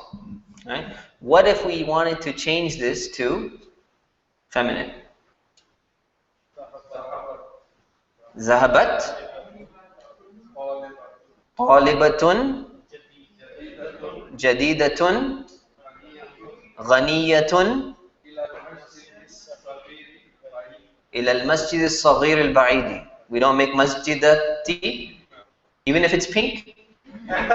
Even if it's pink. Okay, so that's it. And we test ourselves by seeing among the longest sentences you've seen so far. So do the first 2. And then when you're done, do the next 2.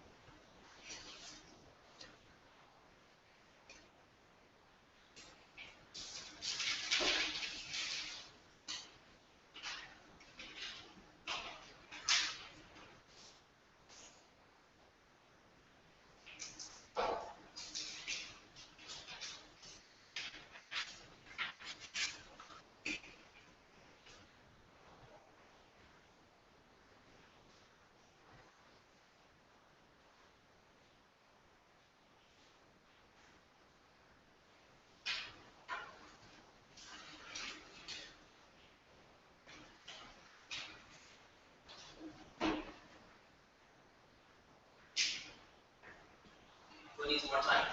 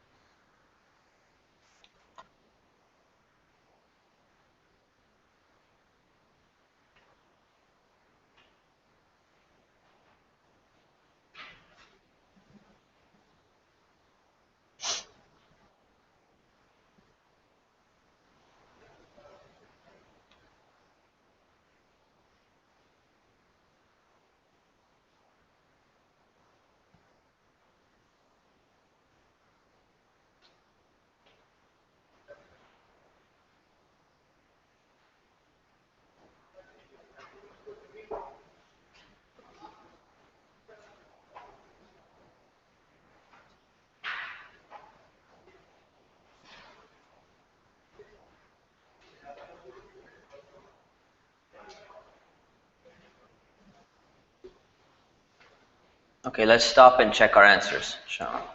Number 1, who would like to read number 1 for me? Then I'll have somebody else translate it, just reading it with the vowels. Ali, why don't you read what you wrote?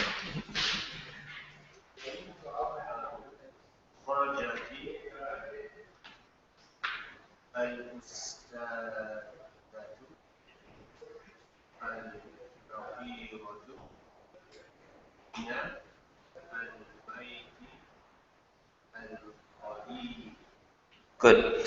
He said خرجت الأستاذة الفقيرة من البيت القديم. That's correct. Good. Who wants to give me the translation? Go ahead.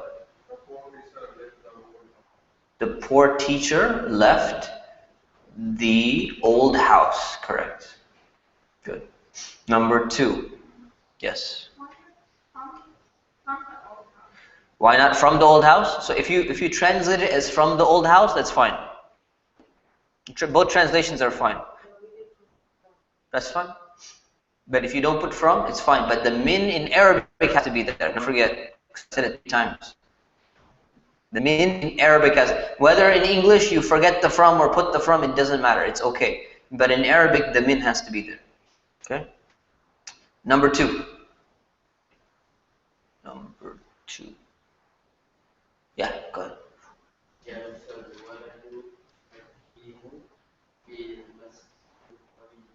جلس الولد الحكيم في المسجد القريب. Good. That's correct. What does it mean?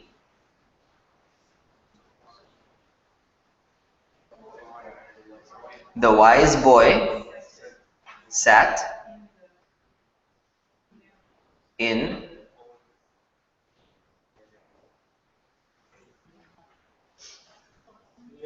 the nearby mosque or in the close mosque. Yeah. Good. 5.10, number 1. The tall man returned to the large mosque. Who wants to try that?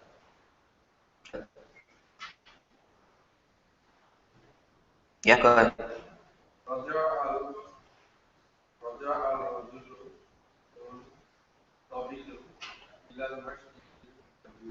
Good.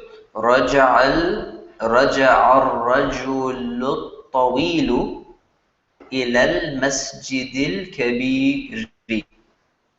That's how you say it together. But if you wanted to say it separate, رجع الرجل الطويل إلى المسجد الكبير. Did anyone get that? Alhamdulillah. Good. Good. Okay. Number 2. The merciful boy went to the narrow river. Here's a hint. If you're seeing a pattern, do you see a pattern so far? The pattern is you got a verb followed by two words with a dhamma, followed by a preposition, followed by another two words, each of them having a kasra. It's the same pattern. You really can't go wrong here if you just know what the word is. So number 2, the merciful boy went to the narrow river.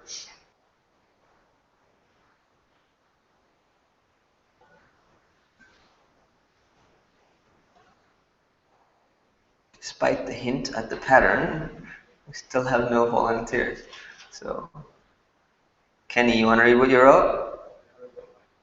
No, I didn't do number 2. Ali, you want to read what you wrote? You're writing it right now. Ahmed, still writing. Okay. Go ahead. Bismillah. You didn't write it? You're doing it by memory? Bismillah. Go ahead. Zahaba. Al-waladu. Ar-rahimu. Ilal. Ila nahri. Narrow. So it's opposite. Wasi' means wide, and narrow is ضيق. الضيق, right? الضيق. إلى النهر الضيق. All right, good. The answers are online for you, so you can check it. Is anyone actually using the answer key that I upload? Alhamdulillah. It takes me a really long time to type that. So alhamdulillah, it's good to know it's being put to good use. All right, negating a past tense verb. Does anyone see a problem with this slide so far? Come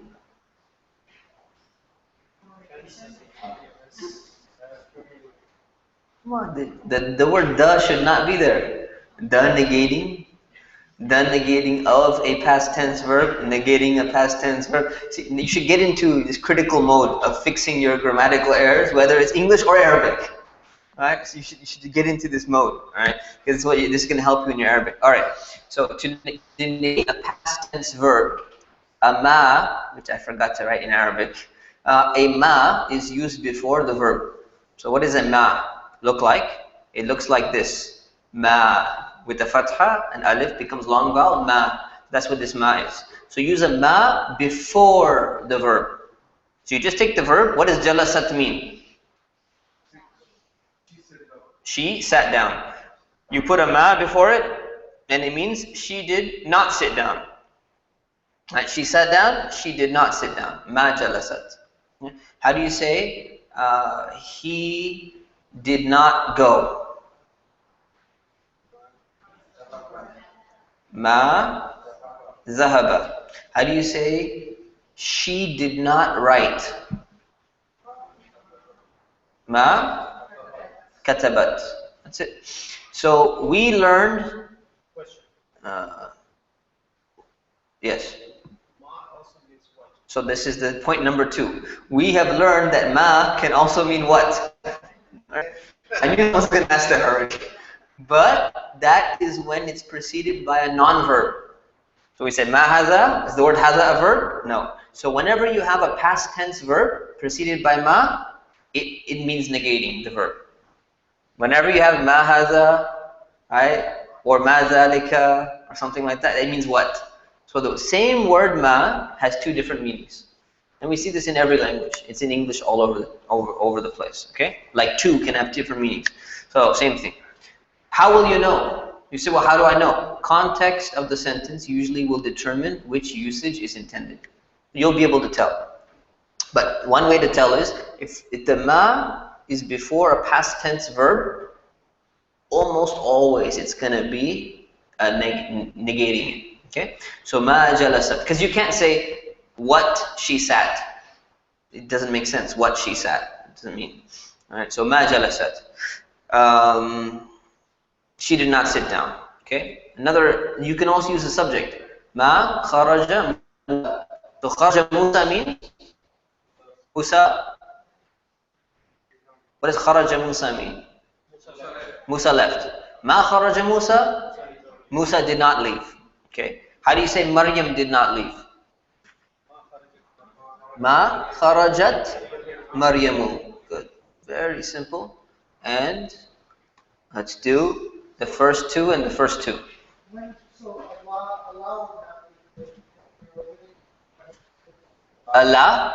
Allah will be used mainly with present tense verbs, which we have not learned yet. So you mean la like the word no? No, we don't use la. You use la as an answer. It's like when you're saying no. But here is she did not sit, not leave. So it's different. La, you don't use la. Don't use la. Use ma to negate a verb. So actually just do number 1 and number 1. It's only 1 and 1 because it's already 9:44. I need to get home.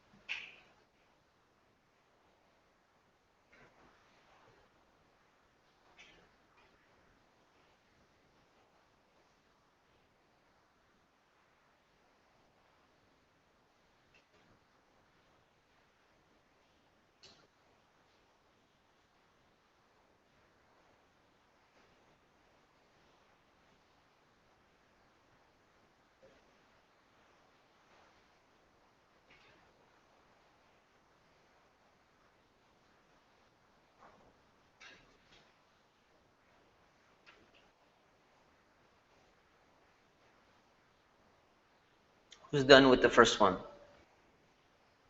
Who's done with the second one? Yeah, one and one. One and one. All right, let's do this. Let's stop for a moment. You can do the rest at home. Correct this. Number one. Let's read. Ma kharajat. Kharajati. Good. Kharajati taliba tu. Is that a man or min? Min. Minal qaryati. What does it mean? The student, the female student, did not leave the village or did not leave from the village. They're both correct. Did not leave the village. All right, 5.12. The disbeliever did not hear the messenger. Okay, so we start with the verb, right? Ma did not, right? Ma sami'a al-kafiru, the messenger. Ar-rasul.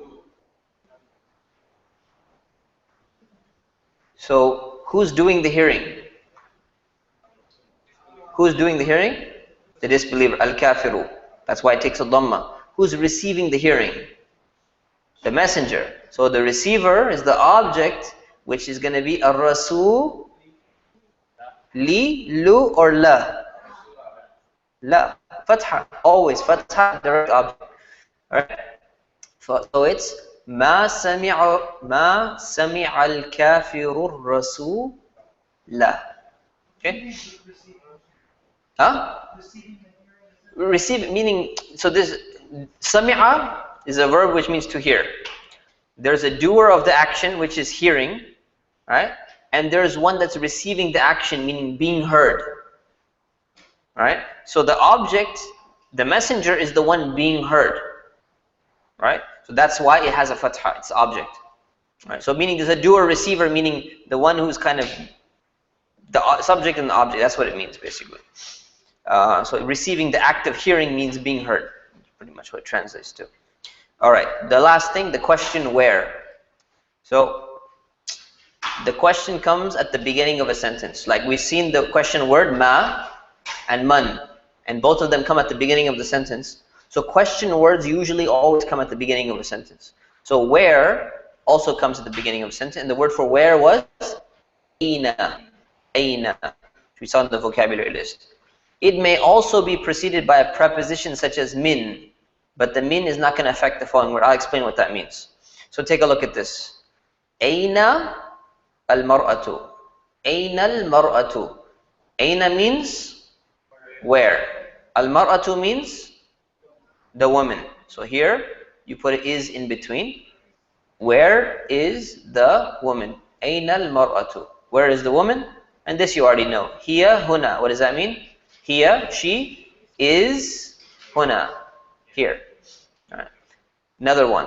You could use it before a verb. So see this? Aina comes before a noun. Aina can come before a verb as well. Aina wajada Ibrahimul kitaba. Where? What is this? What does the rest of the sentence mean? If there's no where, take out the word. Take out the where. What does wajada Ibrahimu al-kitaba mean? Ibrahim found the book. Okay. Aina wajada Ibrahim al-kitaba. Where did Ibrahim find the book?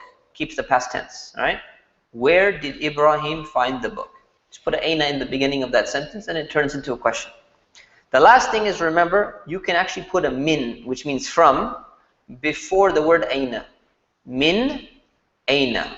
Just keep in mind, remember, you always know, whenever you see min, you think the word that comes next should always have a kasra. If it's a noun. Aina is a question word. It's not a noun. So aina never changes. Aina always stays aina. It will never change. So you don't say min aini. Min aina. And the word ma never changes. The word huna never changes. Hunaka never changes. So just min aina. Just remember that. Min aina al-waladu. So what does min mean? What does min mean? From. What does aina mean? Where. What does al-waladu mean? The boy. So literally you're saying from where the boy. And there's in here. From where is the boy? Meaning where's the boy from? That's how you, this is how you say it. Min ayn al waladu. Where is the boy from? Or literally from where is the boy? Huwa min al qaryati. He is from the city. This is the way aina works. So you use it before a noun, use it before a verb, or you use it with min aina. From where? Okay? That's all there is to it. Nothing else. It doesn't affect anything else. You're good to go. So do some practice and do 1 and 1.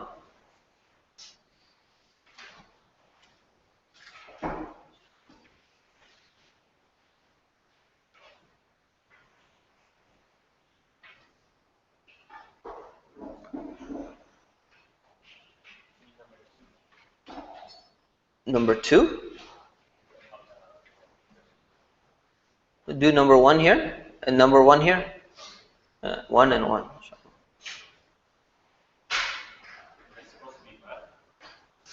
That's a ma. Yeah, that doesn't help you at all, does it? Do number 2. Do number 2 and number 1. Inshallah. And tomorrow, by the way, there's a tafsir class here, same time, tomorrow, part of the Quran intensive, 7 to 10 p.m. I'll be teaching, inshallah. If you want to come, practice your Arabic or something, come, inshallah.